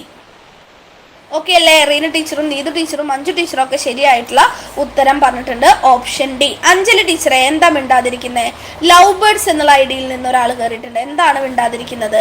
മിണ്ടാതിരിക്കല്ലേ. ഉത്തരം പറഞ്ഞ എല്ലാവരും. യെസ്. അടുത്ത ചോദ്യത്തിലേക്ക് കടക്കാം. ഏഴാമത്തെ ചോദ്യമാണേ. നോക്കാം. കാഴ്ച പരിമിതിയുള്ള കുട്ടികളെ പഠന പ്രക്രിയയിൽ സജീവ പങ്കാളിയാക്കുന്നതിന് ഏറ്റവും യോജിച്ച സമീപനം ഏതാണ്? അതായത് നമ്മുടെ ക്ലാസ്സിലെ കാഴ്ച പരിമിതിയുള്ള ഒരു കുട്ടിയുണ്ട്. നമ്മളിതാ ഇപ്പോൾ എന്താണ് ബഷീറിൻ്റെ പാത്തുമ്മയുടെ ആടിൻ്റെ ഒരു ഭാഗം ക്ലാസ്സിൽ ചർച്ച ചെയ്യാനായിട്ട് പോവുകയാണ്. അപ്പോൾ അത്തരത്തിലുള്ള ഒരു കുട്ടി ക്ലാസ്സിലുണ്ട് വെച്ചെങ്കിൽ ആ കുട്ടിക്ക് എന്ത് പാഠപുസ്തകം നോക്കി വായിക്കാനായിട്ട് പറ്റി എന്ന് വരില്ല. ഇല്ലല്ലോ. അപ്പോൾ അത്തരത്തിലുള്ള ഒരു കുട്ടികളെ പഠന പ്രക്രിയയുടെ ഭാഗമാക്കുന്ന സമയത്ത് ഏറ്റവും യോജിച്ച സമീപനം MCQ ക്വസ്റ്റ്യൻ ആണ്. തന്നിരിക്കുന്നവയിൽ ഏറ്റവും ആപ്റ്റ് ആയത് ഏതോ അതാണ് നമ്മുടെ ആൻസർ ആയിട്ട് വരേണ്ടത്. നോക്കൂ. ചിത്ര സാധ്യതകൾ പരമാവധി പ്രയോജനപ്പെടുത്തുക. കണ്ണ് കാണാത്ത കുട്ടിക്ക് ചിത്രം കാണിച്ചു കൊടുത്തിട്ട് വല്ല കാര്യം ഉണ്ടാ? കാണാൻ പറ്റുമോ? ഇല്ല. പ്രധാന ആശയങ്ങൾ മനഃപ്പാഠമാക്കുന്നതിന് അവസരം നൽകുക. ഒരു കഥ മുഴുവൻ കുട്ടി മനഃപ്പാഠം പഠിച്ചു വെക്കണം എന്നുള്ളതല്ലേ അതിൻ്റെ അർത്ഥം? പോസിബിൾ ആണോ? അല്ല. ടീച്ചർ പാഠഭാഗങ്ങൾ വായിച്ച് വിശദീകരിച്ചു കൊടുക്കുക. എത്രത്തോളം നമുക്ക് ആ ഒരു ഉൾക്കൊള്ളല് ആ പാഠഭാഗത്തിന്റെ കാമ്പ് കുട്ടിയിലേക്ക് എത്തിക്കാനായിട്ട് പറ്റും? കുറച്ചേ പറ്റുള്ളൂ. ഇതൊരു 50% ഈ ഒരു ആശയം ശരിയാണ്. പക്ഷേ അതിനേക്കാൾ എഫക്റ്റീവായത് ഏറ്റവും യോജിച്ച സമീപനമാണ് നമ്മളോട് ചോദിച്ചിട്ടുള്ളത്. അതുകൊണ്ട് എന്താണ്? ഓഡിയോ രൂപത്തിലുള്ള പഠന സാമഗ്രികൾ പരമാവധി ഉപയോഗിക്കുക. ബഷീറിന്റെ പാത്തുമ്മയുടെ ആട് ക്ലാസ്സിലെടുക്കുന്ന സമയത്ത് ബഷീറിന്റെ ഇപ്പൊ നമുക്കൊരു റേഡിയോ നാടകം രൂപത്തിൽ കിട്ടുന്നുണ്ട്. ബഷീറിന്റെ സംഭാഷണം, പാത്തുമ്മയുടെ സംഭാഷണം, അബ്ദുൽ ഖാദറിന്റെ സംഭാഷണം, ആട് കരയുന്നത്, ഇതൊക്കെ കാഴ്ചപരിമിതിയുള്ള കുട്ടി കേൾക്കുന്ന സമയത്ത് കുട്ടിക്ക് ഒരു പക്ഷെ അത് വിഷ്വലൈസ് ചെയ്യാനായിട്ട് പറ്റും. ആശയം പെട്ടെന്ന് ഉള്ളിലേക്ക് എടുക്കാനായിട്ട് പറ്റും ഇല്ലേ. അപ്പൊ ഓഡിയോ രൂപത്തിലുള്ള പഠന സാമഗ്രികൾ പരമാവധി പ്രയോഗിക്കുക എന്നുള്ള ഓപ്ഷൻ സി ആണ് ശരിയായിട്ടുള്ള ഉത്തരം. എല്ലാവരും ശരിയായിട്ടുള്ള ആൻസർ പറഞ്ഞിട്ടുണ്ട്. എന്തുകൊണ്ടാണ് ഓപ്ഷൻ സി ആൻസർ ആയിട്ട് വന്നത് എന്നുള്ളത് കിട്ടിയോ? എന്തുകൊണ്ട് ഓപ്ഷൻ സി ആൻസർ ആയിട്ട് വന്നു എന്നുള്ളത് കിട്ടിയോ? യെസ്. അടുത്ത ചോദ്യത്തിലേക്ക് കടക്കാമല്ലോ. ഏഴാമത്തെ ചോദ്യം. ബഹുമുഖ സിദ്ധി മൾട്ടിപ്പിൾ ഇന്റലിജൻസ് തിയറി ഇല്ലേ. മൾട്ടിപ്പിൾ ഇന്റലിജൻസ് തിയറി ബഹുമുഖ ബുദ്ധി സിദ്ധാന്തം അനുസരിച്ച് ഭാഷാപരമായ ബുദ്ധി വികാസത്തിന് താരതമ്യേന അനുയോജ്യമല്ലാത്ത പ്രവർത്തനം ഏതാണ്? കേട്ടറ്റ് പരീക്ഷയുടെ ചോദ്യ പേപ്പറുകൾ നല്ല ട്രിക്കി ക്വസ്റ്റ്യൻസ് ആയിരിക്കും. അനുയോജ്യമല്ലാത്ത പ്രവർത്തനം ഏതാണ്? സംവാദം, സെമിനാർ, മൂകാഭിനയം, പ്രഭാഷണം. ഒരു സിമ്പിൾ ലോജിക്ക് ആലോചിച്ചേ. ഞാൻ നിങ്ങൾ ഓരോരുത്തരും ക്ലാസ്സിൽ ഭാഷ പഠിപ്പിക്കുകയാണ്. ഭാഷ പഠിപ്പിക്കുക എന്ന് പറയുമ്പോൾ അക്ഷരമാലയും വ്യാകരണം മാത്രമല്ല, കഥയും കവിതയും സെമിനാർ എല്ലാം അതിൽ പെടും. ആ സമയത്ത് ക്ലാസ്സിൽ ഒരു സംവാദം വെക്കുകയാണ്. കുട്ടികൾക്ക് എന്താണ് വിമർശനാത്മകമായിട്ടുള്ള പോയിന്റുകൾ പറയാനും പറ്റുന്നുണ്ടോ? ഒരാൾ പറയുമ്പോൾ അതിനെ എതിർക്കാനും അനുകൂലിക്കാനും കുട്ടികൾക്ക് കഴിയുന്നുണ്ടോ? പുതിയ പുതിയ ആശയങ്ങൾ ചിന്തിച്ചെടുക്കാനായിട്ട് കുട്ടിക്ക് കഴിയുന്നുണ്ടോ? ഭാഷ കുട്ടി അവിടെ ഉപയോഗിക്കുന്നുണ്ടോ? ഉണ്ട്. സെമിനാർ, ഒരു ടോപ്പിക് നൽകുന്നു. മാമ്പഴം എന്നുള്ള കവിതയിലെ അമ്മ ഭാവത്തെ കുറിച്ചിട്ട് എഴുതുക എന്ന് പറഞ്ഞിട്ട് ഒരു ടോപ്പിക് ടീച്ചർ കൊടുക്കുകയാണ്. അല്ലെങ്കിൽ പാത്തുമ്മയുടെ ആട് എന്നുള്ള കഥയിലെ പട്ടിണി ദാരിദ്ര്യ അവസ്ഥ എങ്ങനെയാണ് പ്രതിഫലിക്കുന്നത്, അല്ലെങ്കിൽ പാത്തുമ്മ എന്നുള്ള കഥാപാത്രത്തെ കുറിച്ച് കഥാപാത്ര നിരൂപണം എന്താണ് സെമിനാറായിട്ട് ഒരു കുട്ടിക്ക് കൊടുക്കുകയാണ്. കുട്ടി അത് വായിക്കും, ക്ലാസ്സിൽ അവതരിപ്പിക്കും. ഭാഷ വളരുന്നുണ്ടോ? ഉണ്ട്. ഒരു വിഷയവുമായി ബന്ധപ്പെട്ടിട്ട് പ്രഭാഷണം കുട്ടിക്ക് നൽകുകയാണ്. അപ്പോൾ അവിടെയും ഭാഷ വളരുന്നുണ്ട്. മൂകാഭിനയം. എന്താ ഈ മൂകാഭിനയം? മൈമ്. ഓക്കെ, മൈമും ഭാഷയും തമ്മിൽ എന്തെങ്കിലും ഉണ്ടോ? കോൺസെപ്റ്റ് കുട്ടിക്ക് കിട്ടുമെങ്കിലും ഭാഷ വളരുന്നതുമായി ബന്ധപ്പെട്ടുള്ള എന്തെങ്കിലും കാര്യങ്ങൾ മൈമില് മൂകാഭിനയത്തിലുണ്ടോ മക്കളെ? ഇല്ല. സോ ബന്ധമില്ലാത്തത് ഏത്, അനുയോജ്യമല്ലാത്ത പ്രവർത്തനം ഏത് എന്നാണ് ചോദിച്ചിരിക്കുന്നത്. ഏതാണ്? മൂകാഭിനയമാണ്. മൂകാഭിനയം. ഓക്കെ, എട്ടാമത്തെ ചോദ്യം. ഉൾക്കൊള്ളൽ ക്ലാസ് മുറി സങ്കല്പം അനുസരിച്ച് കേൾവി പരിമിതിയുള്ള കുട്ടികളെ, കേൾവി കാഴ്ച പരിമിതി നമ്മൾ ഓൾറെഡി പറഞ്ഞു. ഇവിടെ കേൾവി പരിമിതിയുള്ള കുട്ടികളെ പരിഗണിക്കുന്നതിന് ഏറ്റവും യോജിച്ച സമീപനം ഏതാണ്? കേൾവി പരിമിതിയുള്ള കുട്ടികളെയാണ് നമ്മൾ പരിഗണിക്കുന്നത്. അതിന് ഏറ്റവും യോജിച്ച സമീപനം ഏതാണ്? ആശയാവതരണത്തിന് അധ്യാപിക മാഗ്നിഫയറുകൾ ഉപയോഗിക്കുക, ഓരോ വാക്കും ആവർത്തിച്ച് എഴുതിക്കുക, ഉചിതമായ ദൃശ്യ സാമഗ്രികൾ ഉപയോഗിക്കുക, ബ്രെയിലി ലിപിയിലുള്ള വായനാ സാമഗ്രികൾ ഉപയോഗിക്കുക. ബ്രെയിലി ലിപി കണ്ണ് കാണാത്തവർക്കുള്ളതാണ്, അതുകൊണ്ട് അത് പറ്റില്ലല്ലോ. മാഗ്നിഫയറുകളൊക്കെ ഉപയോഗിച്ചിട്ട് കുറെ സൗണ്ട് കാര്യങ്ങൾ ഉണ്ടാക്കിയിട്ട് കേൾവി പരിമിതിയുള്ള കുട്ടികൾക്ക് എന്തെങ്കിലും ഗുണം വരുന്നുണ്ടോ? ഇല്ല. ഇനി ഓരോ വാക്കും ആവർത്തിച്ച് എഴുതുന്ന സമയത്ത് കുട്ടിക്ക് അത് വായിക്കാനായിട്ട് പറ്റണ്ടേ? അതിന് കുട്ടിക്ക് കേൾക്കണ്ടേ? പറഞ്ഞു എഴുതുമ്പോൾ കേൾക്കണ്ട, വാക്കെന്താന്ന് കുട്ടിക്ക് മനസ്സിലാവണ്ടേ? അതും നമുക്ക് പറ്റില്ല. സോ ആൻസർ ഈസ് ഉചിതമായ ദൃശ്യ സാമഗ്രികൾ ഉപയോഗിക്കുക. പറഞ്ഞാൽ കേൾക്കാൻ കഴിയാത്ത ഒരു കുഞ്ഞാണ് എങ്കിൽ ഒരു കോൺസെപ്റ്റ് സ്ക്രീനിൽ കാണിക്കുന്ന സമയത്ത് കണ്ട് മനസ്സിലാക്കാൻ പറ്റും, ആശയം ഉൾക്കൊള്ളാനായിട്ട് പറ്റും. ഉചിതമായ ദൃശ്യ സാമഗ്രികൾ ഉപയോഗിക്കുക എന്നുള്ളതാണ് ഏറ്റവും വലിയ കാര്യം. ഉചിതമായ ദൃശ്യ സാമഗ്രികൾ ഉപയോഗിച്ചുകൊണ്ട് എന്താണ് ക്ലാസ് എടുക്കണം. ഓക്കെ അല്ലേ? യെസ്. അടുത്ത ചോദ്യം, ഒമ്പതാമത്തെ ചോദ്യം. ചുവടെ നൽകിയവയിൽ പ്രകടനത്തിന്റെ ഒരു മിനിറ്റ് ചുവടെ നൽകിയവയിൽ ആശയ പ്രകടനത്തിന്റെ മാർഗങ്ങളിൽ ഉൾപ്പെടാത്തത് ഏത്? ചോദ്യത്തിൽ ഒരു സ്ട്രക്ചർ മിസ്റ്റേക്ക് വന്നിട്ടുണ്ട്. ആശയപ്രകടനം, കുട്ടി മനസ്സിലാക്കിയ ഒരു കോൺസെപ്റ്റ് കുട്ടി എന്താണ് പ്രകടിപ്പിക്കുകയാണ്, ആശയം കുട്ടി പ്രകടിപ്പിക്കുകയാണ്. അതിൽ ഉൾപ്പെടാത്തത് ഏതാണ്? ഭാഷണം, ശ്രവണം, ലേഖനം, അഭിനയം. പറഞ്ഞേ, ഏതാണ് ഉൾപ്പെടാത്തത്? ട്രിക്കി ആയിട്ടുള്ള ക്വസ്റ്റ്യൻ ഒന്നല്ല. ഒന്ന് വായിച്ചു നോക്കിയാൽ, ഒരു സിമ്പിൾ ലോജിക്ക് വെച്ചാൽ ഉത്തരം കിട്ടുന്ന ചോദ്യം തന്നെയാണ്. കുട്ടി ആശയം നോക്കൂ. നമ്മൾ എന്തിനെ കുറിച്ചിട്ടാണ് പഠിക്കുന്നത്? നമ്മൾ മാതൃഭാഷയുടെ ബോധനവുമായിട്ടാണ് പഠിക്കുന്നത്. കുട്ടി ആശയം പ്രകടിപ്പിക്കുകയാണ്. അതിൽ ഉൾപ്പെടാത്തത് ഏത് എന്നുള്ളതാണ് ചോദിച്ചിരിക്കുന്നത്. കുട്ടി പഠിച്ച കാര്യങ്ങൾ കുട്ടി എന്ത് ചെയ്യുന്നു? പറയുന്നു. സോ ഭാഷണം അവിടെ വരുന്നുണ്ട്. ഓക്കെ, പഠിച്ച കാര്യങ്ങൾ കുട്ടി ഒരു ലേഖനമായിട്ട് എഴുതുകയാണ്. അതും വരുന്നുണ്ട്. ഇനി ശ്രവണം, അഭിനയം, ഇത് രണ്ടാണ് എന്താണ് ഡൗട്ട്ഫുൾ ആയിട്ട് നമുക്ക് വരിക. ശ്രവണവും അഭിനയവും. ഇതിലേതായിരിക്കും ശരിയായിട്ടുള്ള ഉത്തരം?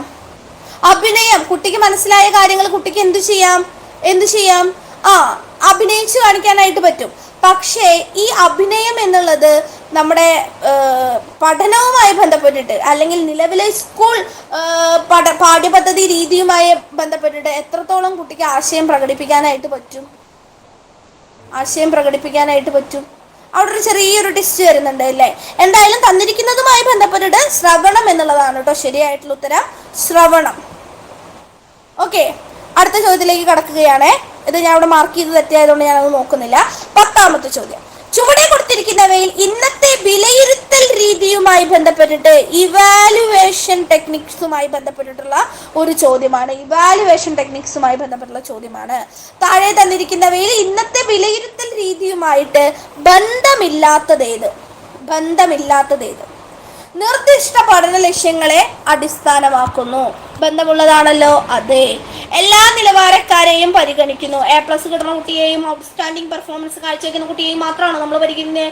അല്ലല്ല, നമ്മൾക്ക് D+ മുതൽ മുകളിലോട്ട് എല്ലാ ഗ്രേഡും ഉണ്ട് അല്ലേ. എല്ലാ നിലവാരക്കാരെയും നമ്മൾ പരിഗണിക്കുന്നുണ്ട്. ചിന്താ പ്രക്രിയകൾക്ക് പ്രാധാന്യം നൽകുന്നുണ്ട് ഇല്ലേ? വിലയിരുത്തൽ രീതിയിൽ വരുന്നില്ലേ?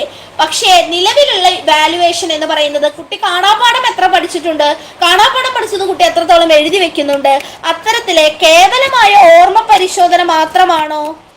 അല്ല, കേവലമായ ഓർമ്മ പരിശോധനയ്ക്ക് മാത്രം പ്രാധാന്യം നൽകുന്നതല്ല.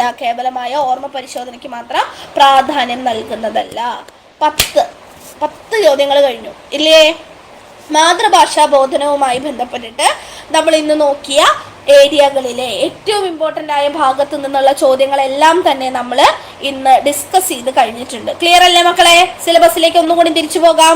ഭാഷാ പഠനം സംബന്ധിച്ച സിദ്ധാന്തങ്ങൾ, ഭാഷയാർജിക്കുന്നതുമായി ബന്ധപ്പെട്ട് സ്കിന്നറുടെയും വൈഗോസ്കിയുടെയും ബഹുമുഖ സിദ്ധാന്തവുമായി ബന്ധപ്പെട്ടുള്ള കോൺസെപ്റ്റുകളും ഇന്നത്തെ ചോദ്യത്തിൽ വന്നില്ലേ? യെസ്. വ്യത്യസ്ത കഴിവുകളുള്ള കുട്ടി, ഇൻക്ലൂസീവ് എഡ്യൂക്കേഷനുമായി ബന്ധപ്പെട്ടുള്ള ധാരാളം ചോദ്യങ്ങൾ വന്നില്ലേ?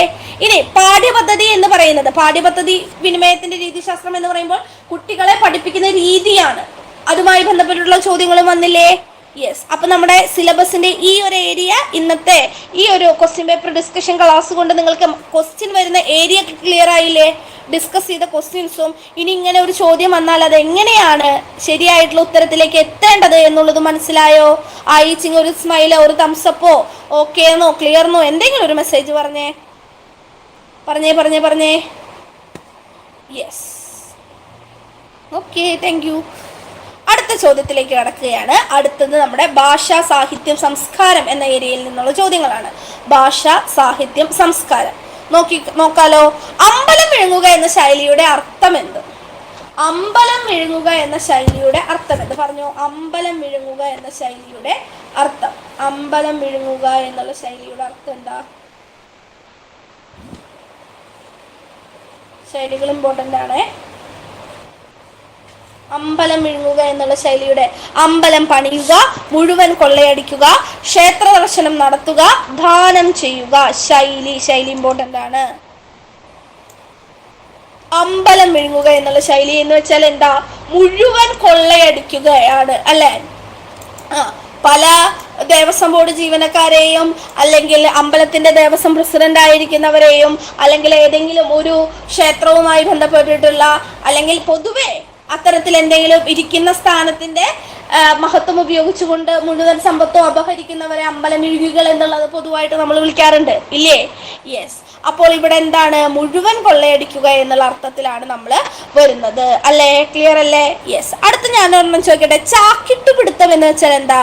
ചാക്കിട്ടുപിടുത്തം എന്താ മക്കളെ? ചാക്കിട്ടുപിടുത്തം എന്ന് വെച്ചാ ചാക്കിട്ടുപിടുത്തം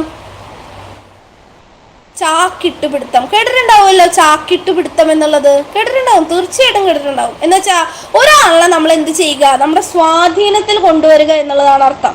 സ്വാധീനത്തിൽ കൊണ്ടുവരിക. യെസ്.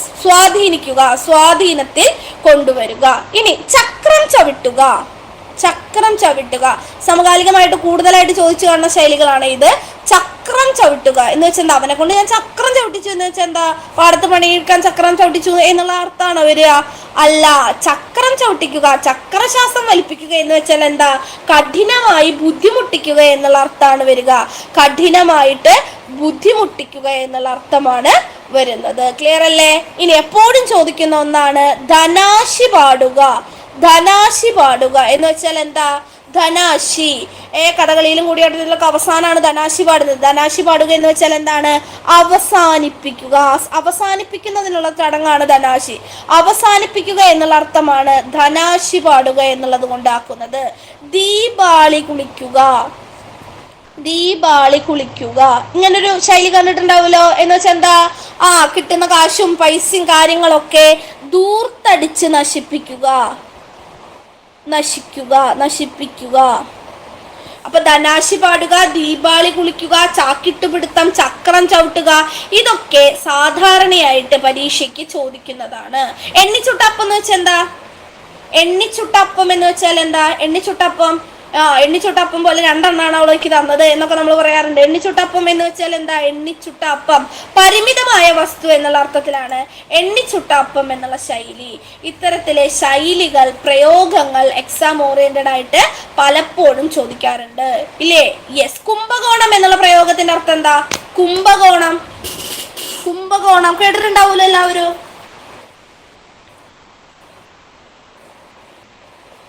കുംഭകോണം എന്നുള്ളതിന്റെ അർത്ഥം എന്താ മക്കളെ? കുംഭകോണം അഴിമതിയാണ്. കുംഭകോണം അഴിമതി, അഴിമതിയാണ് കേട്ടോ കുംഭകോണം. ഏടുകെട്ടുക എന്ന് വെച്ചാൽ എന്താ? ഏടുകെട്ടുക ഇതൊക്കെ സ്ഥിരം ചോദിക്കുന്നതാണ് കേട്ടോ, അതുകൊണ്ടാണ് പറയുന്നത്. ഏടുകെട്ടുക എന്ന് വെച്ചാൽ എന്താ? പഠിത്തം അവസാനിപ്പിക്കുക, പഠിത്തം അവസാനിപ്പിക്കുക,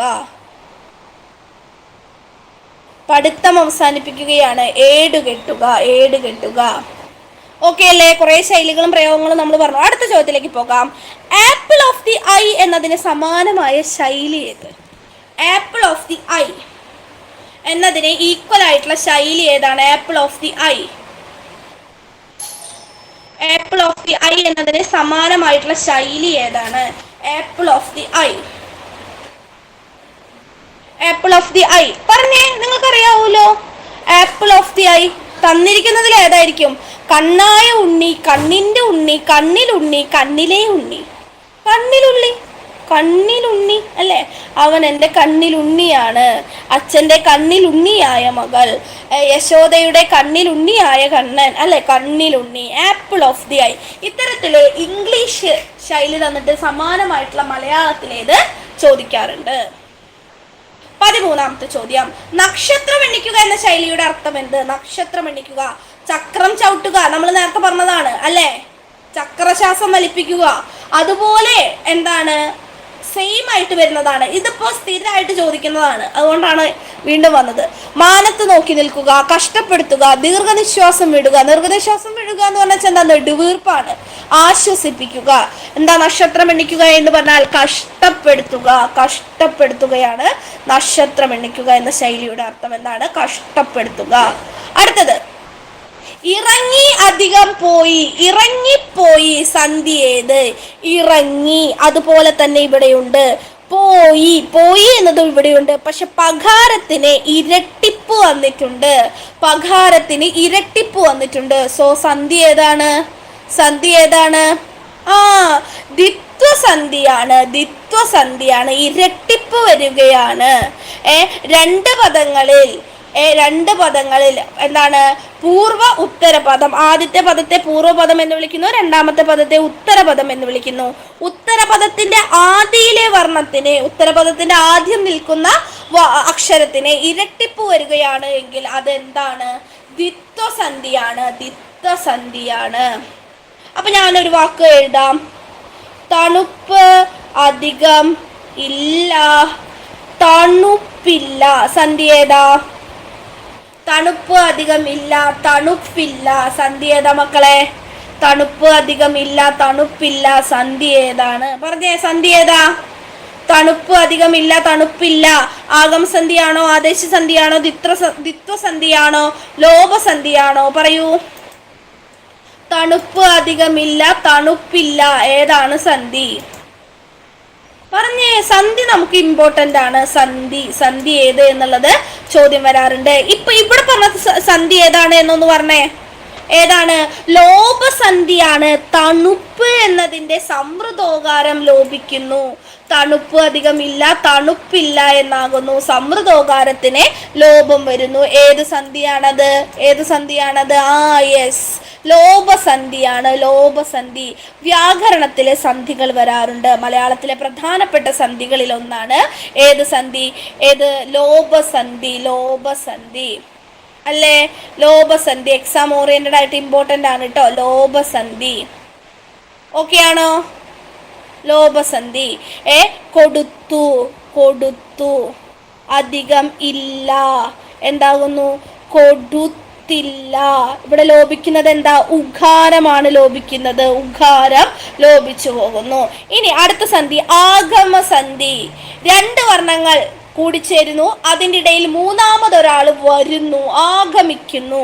ആ സന്ധിയെയാണ് ആഗമസന്ധി എന്ന് വിളിക്കുന്നു. തിരുവനന്തപുരം,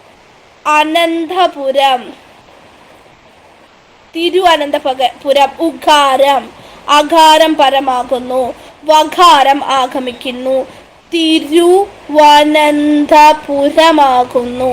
രണ്ടെണ്ണം കൂടി ചേരുന്നു, ഇതൊന്നുമല്ലാതെ മറ്റൊരാൾ വരുന്നു, വകാരം ആഗമിച്ചു, തിരുവനന്തപുരമായി. പന അധികം ഓല, നകാരമുണ്ട്, അകാരമുണ്ട്, ഒകാരമുണ്ട്, ഒകാരമുണ്ട്, ഇതൊന്നുമല്ലാത്ത യകാരം ആഗമിക്കുന്നു, പനയോല എന്നാകുന്നു, പനയോല എന്നാകുന്നു. ഏതാണ് സന്ധി? ആഗമസന്ധി. ദ്വിത്വസന്ധി നമ്മൾ പറഞ്ഞു, ഒരു വർണ്ണത്തിന് ഇരട്ടിപ്പ് വരുന്നതാണ്. ഇനി അടുത്തത് ആദേശസന്ധിയാണ്. എന്താണ് ആദേശസന്ധി? രണ്ട് വർണ്ണങ്ങൾ കൂടിച്ചേരുന്നു, അതിലൊന്നു പോയി ഒന്നിന്റെ സ്ഥാനത്ത് മറ്റൊന്ന് വരുന്നു, അതിലൊന്ന് പോകുന്നുണ്ട്, ഇവിടെ ആരും പോകുന്നില്ല, രണ്ടെണ്ണം കൂടി ചേരുമ്പോൾ മൂന്നാമതൊരെണ്ണം വരുന്നു എന്നേ ഉള്ളൂ. ഇവിടെ ആദേശസന്ധി എന്താണ്? രണ്ടെണ്ണം കൂടി ചേരുമ്പോൾ അതിലൊന്നു പോയി മറ്റൊരെണ്ണം ആഗമിക്കുന്നു. അപ്പോൾ ഈ ആദേശസന്ധി നമുക്ക് കുറെ സ്റ്റെപ്പൊക്കെ ചെയ്ത് ഇന്റഗ്രേഷൻ ഒക്കെ ചെയ്യണ പോലെ ചെയ്യേണ്ടതാണ്. പക്ഷെ കോമൺ ആയിട്ടുള്ള കുറെ ഓപ്ഷൻസ് നിങ്ങൾ പഠിച്ചാൽ മതി. വിൺ അധികം തലം, വിണ്ടലമാകുന്നു, വിണ്ടലമാകുന്നു. നെൽ അധികം മണി, നെന്മണിയാകുന്നു. അല്ലെ? ഇതൊക്കെ എന്തിന് ഉദാഹരണമാണ്? ആദേശസന്ധിക്ക് ഉദാഹരണമാണ്, ആദേശസന്ധിക്ക് ഉദാഹരണമാണ്. അപ്പോ ആഗമസന്ധി, ആദേശസന്ധി, ദ്വിത്വസന്ധി, ലോപസന്ധി കിട്ടിയോ? കോമൺ ആയിട്ട് ഏറ്റവും കൂടുതൽ വ്യാകരണത്തിൽ നിന്ന് ഷുവർ ക്വസ്റ്റ്യൻ ആണ് സന്ധി. 15ാമത്തെ ചോദ്യം, കണ്ടു എന്നത് പിരിച്ചെഴുതിയേ. കണ്ടു എന്നുള്ള പദം ഒന്ന് പിരിച്ചെഴുതിയേ മക്കളെ. കൺ പ്ലസ് ടു, കൺ പ്ലസ് ടു, കൺ പ്ലസ് ഡു, ക പ്ലസ് ടു. കണ്ടു എന്നുള്ളതൊന്ന് പിരിച്ചെഴുതിയേ. കണ്ടു, കണ്ടു. കൺ പ്ലസ് ടു ആണ്. Very good. കൺ പ്ലസ് ടു ആണ് കണ്ടു എന്നാകുന്നത്. കണ്ടു, കണ്ടു ആകുന്നത്. കൺ പ്ലസ് ടു ആണ് കണ്ടു എന്നതാകുന്നത്. കണ്ടു. യെസ്. അടുത്തത് സ്വാമികൾ എന്നുള്ളത് ഏത് വചനത്തിൽ പെടുന്നു? വചനം ഇമ്പോർട്ടൻ്റ് ആണ്. വചനം, വചനം, വചനത്തിൽ പെടുന്നു. സ്വാമികൾ എന്നുള്ള പദം ഏത് വചനത്തിൽ പെടുന്നു? നമുക്കറിയാം ഏകവചനമുണ്ട്, ബഹുവചനമുണ്ട്. അത് നമ്മൾ കോമൺ ആയിട്ട് പറയുന്നതാണ്, ഏകവചനവും ബഹുവചനവും. അതല്ലാതെ വീണ്ടും നമുക്ക് എന്താണ്, അതിന് തന്നെ നമുക്ക് ഡീവിയേഷൻസ് കൊടുക്കാനായിട്ട് പറ്റും. സലിംഗ ബഹുവചനമുണ്ട്, അലിംഗ ബഹുവചനമുണ്ട്, പൂജക ബഹുവചനമുണ്ട്, പൂജക ബഹുവചനമുണ്ട്. ഏതൊക്കെയാണ് എന്തൊക്കെയാണ് എന്നുള്ളത് എന്താണ് വചനം എന്നുള്ളത് പഠിക്കുന്ന സമയത്ത് നമുക്ക് ഡീറ്റെയിൽ ആയിട്ട് നോക്കാനുണ്ട്. വചനം. ഓക്കെ. അപ്പോൾ സ്വാമികൾ എന്നുള്ളത് ആദ്യം ചോദ്യമാണോ അല്ല ഉത്തരം തന്നെയാണോ എന്ന്? സ്വാമികൾ പൂജക ബഹുവചനമാണ്, പൂജക ബഹുവചനമാണ് സ്വാമികൾ എന്നുള്ള പദം. എന്താണ് പൂജക ബഹുവചനം എന്ന് പറയുന്നത്? സലിംഗ ബഹുവചനം, ലിംഗത്തോടു കൂടിയുള്ളത്. അലിംഗ ബഹുവചനം, ലിംഗമില്ലാത്ത ബഹുവചന രൂപങ്ങൾ. ഓക്കെ അല്ലേ? ഇനി ഒരാളെയോ ഒരു വസ്തുവിനെയോ ബഹുമാനം കൊണ്ട് അല്ലെങ്കിൽ ആദരവ് കൊടുത്ത് സൂചിപ്പിക്കുന്നതിനായിട്ട് ഏകവചന രൂപത്തിന് പകരം ബഹുവചനമായിട്ട് നമ്മൾ ഉപയോഗിച്ചാൽ അതിനെ പൂജക ബഹുവചനം എന്ന് വിളിക്കുന്നു. സ്വാമികൾ, കൽ എന്ന് പറഞ്ഞാൽ ഒന്നിലധികം എന്നുള്ളതാണ് അർത്ഥം. പക്ഷെ ഇവിടെ എന്താണ്? സ്വാമി ഒരു വ്യക്തിക്ക് കൊടുക്കുന്ന ബഹുമാന അർത്ഥമാണ് നമ്മൾ എന്ത് വിളിക്കുന്നത്? സ്വാമികൾ എന്ന് വിളിക്കുന്നത്. അപ്പൊ സ്വാമികൾ എന്താണ്? പൂജക ബഹുവചനമാണ്. അതുപോലെ ഗുരുക്കൾ, ഗുരുക്കൾ ഇവരൊക്കെ പൂജ ചെയ്യും എന്നുള്ളത് ആലോചിച്ചാൽ മതി. അങ്ങനെ കീവേഡ് പഠിച്ചിരിക്കുന്നവരുണ്ട്. തിരുവടികൾ, തിരുവടികൾ ഒരാളായിരിക്കും. നിൻ തിരുവടികളിൽ ഞാനിതാ സാഷ്ടാംഗം പ്രണമിക്കുന്നു. തിരുവടികൾ എന്താണ്? ബഹുമാനം. താങ്കൾ നമ്മൾ പറയാറുണ്ടല്ലേ, താങ്കൾ, നിങ്ങൾ. ഇതൊക്കെ എന്താണ്? ഒരാളെയാണ് നമ്മളിവിടെ സൂചിപ്പിക്കുന്നത്, ഒരാളെയാണ് നമ്മൾ സൂചിപ്പിക്കുന്നത്. പക്ഷെ അയാളോടുള്ള ബഹുമാനാർത്ഥം നമ്മൾ ബഹുവചന രൂപം അവിടെ ഉപയോഗിക്കുന്നു എന്നേ ഉള്ളൂ. അതാണ് പൂജക ബഹുവചനം, പൂജക ബഹുവചനം. ഓക്കെ അല്ലേ?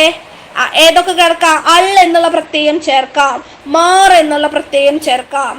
ഓക്കെ അല്ലേ? കൾ എന്നുള്ള പ്രത്യയം ചേർക്കാം. ഇത്തരത്തിൽ വരുന്നവയാണ് പൂജക ബഹുവചനം എന്ന് വിളിക്കുന്നത്.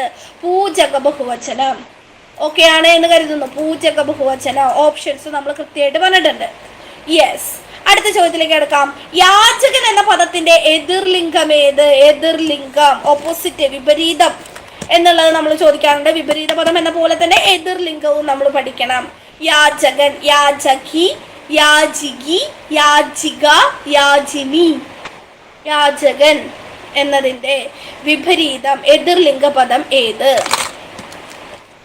കൂടുതൽ കൺഫ്യൂഷൻസ് ഒന്നും വേണ്ട, ഇതൊരു സിമ്പിൾ ലോജിക് വെച്ച് നമുക്ക് കിട്ടും. യാചകൻ, യാചകി, യാചകിയാണ്, യാചകിയാണ്. യാചകൻ എന്നതിന്റെ എതിർലിംഗ പദം ഏതാണ്? യാചകി, യാചകി. കിട്ടിയോ? യാചകൻ എന്നതിന്റെ എതിർലിംഗ പദം ഏതാണ്? യാചകിയാണ്. ഓക്കെ, അടുത്ത ചോദ്യത്തിലേക്ക് കടക്കുകയാണ്. അശ്വത്ഥാത്മാവപ്പോൾ ഭാഗീരഥി കച്ചത്തിൽ ഋഷികളോടൊപ്പം നിന്നരുളുകയായിരുന്നു. ഇവിടെ ഭാഗീരഥി കച്ചം എന്നുള്ള പദത്തെ ഘടക പദമാക്കാനാണ് നമ്മളോട് പറഞ്ഞിരിക്കുന്നത്. ഭാഗീരഥി കച്ചം എന്നുള്ള പദത്തെ എന്താക്കുക? ഘടക പദങ്ങളാക്കുക. മുൻകാല ചോദ്യ പേപ്പറുകളിൽ നിന്ന് എടുത്തിട്ടുള്ള ചോദ്യം തന്നെയാണിത്.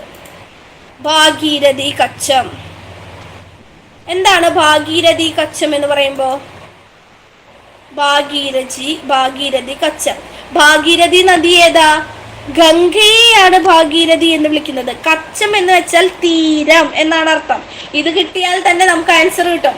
ഭാഗീരഥിയാകുന്ന കച്ചം, ഗംഗയാകുന്ന തീരം എന്ന് നമ്മൾ പറയോ? ഇല്ല. ഭാഗീരഥിയും കച്ചവും ഗംഗയും തീരവും തെറ്റാണ്. ഭാഗീരഥിയിലെ കച്ചം, ഗംഗയിലെ തീരം നമ്മൾ പറയോ? ഗംഗയിലെ തീരം എന്ന് നമ്മൾ പറയോ? ഇല്ല, ഗംഗയിലെ തീരം എന്ന് പറയില്ല, തെറ്റാണ്. ഭാഗീരഥിയുടെ കച്ചം എന്ന് വെച്ചാൽ ഗംഗയുടെ തീരം എന്നാണ് അർത്ഥം. ഗംഗയുടെ തീരം, ഗംഗയുടെ തീരം. യമുനാ നദീ തീരം, യമുനയുടെ തീരം. ഓക്കെ, ക്ലിയർ അല്ലേ? ഭാഗീരഥി കച്ചം, ഭാഗീരഥിയുടെ കച്ചം. കച്ചം എന്ന് വെച്ചാൽ തീരം എന്നാണ് അർത്ഥം. ഇത് റിപ്പീറ്റഡ് ക്വസ്റ്റ്യൻ ആണ്, റിപ്പീറ്റഡ് ക്വസ്റ്റ്യൻ ആണ് കേട്ടോ. പല ക്വസ്റ്റ്യൻ പേപ്പറുകളിൽ ഈ ക്വസ്റ്റ്യൻ കണ്ടിട്ടുണ്ട്. കേട്ടതിന്റെ ക്വസ്റ്റ്യൻ പേപ്പറിലുണ്ട്, 2025 ക്വസ്റ്റ്യൻ പേപ്പറിലുള്ളതാണ്. ഓക്കെ, ഭാഗീരഥിയുടെ കച്ചം. അടുത്ത ചോദ്യം, 19ാമത്തെ ചോദ്യം. ഉന്മീലനം എന്ന വാക്കിന്റെ വിപരീത പദം ഏത്? വിപരീത പദം പലപ്പോഴും നമ്മളോട് വിപരീത പദം ചോദിക്കാറുണ്ട്. വിപരീത പദം ഏത്? പറഞ്ഞേ.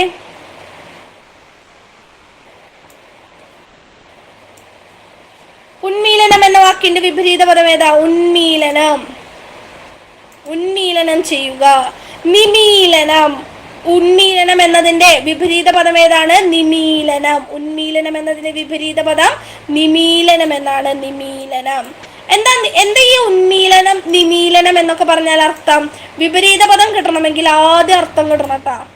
തന്നിരിക്കുന്ന പദത്തിന്റെ അർത്ഥം കിട്ടിയാൽ മാത്രമാണ് വിപരീതം കിട്ടുള്ളൂ നമുക്ക്. നിമീലനം എന്ന് വെച്ചാൽ എന്താ? കണ്ണടയ്ക്കുക, കണ്ണു മൂടുക എന്നുള്ള അർത്ഥം വരാറുണ്ട്.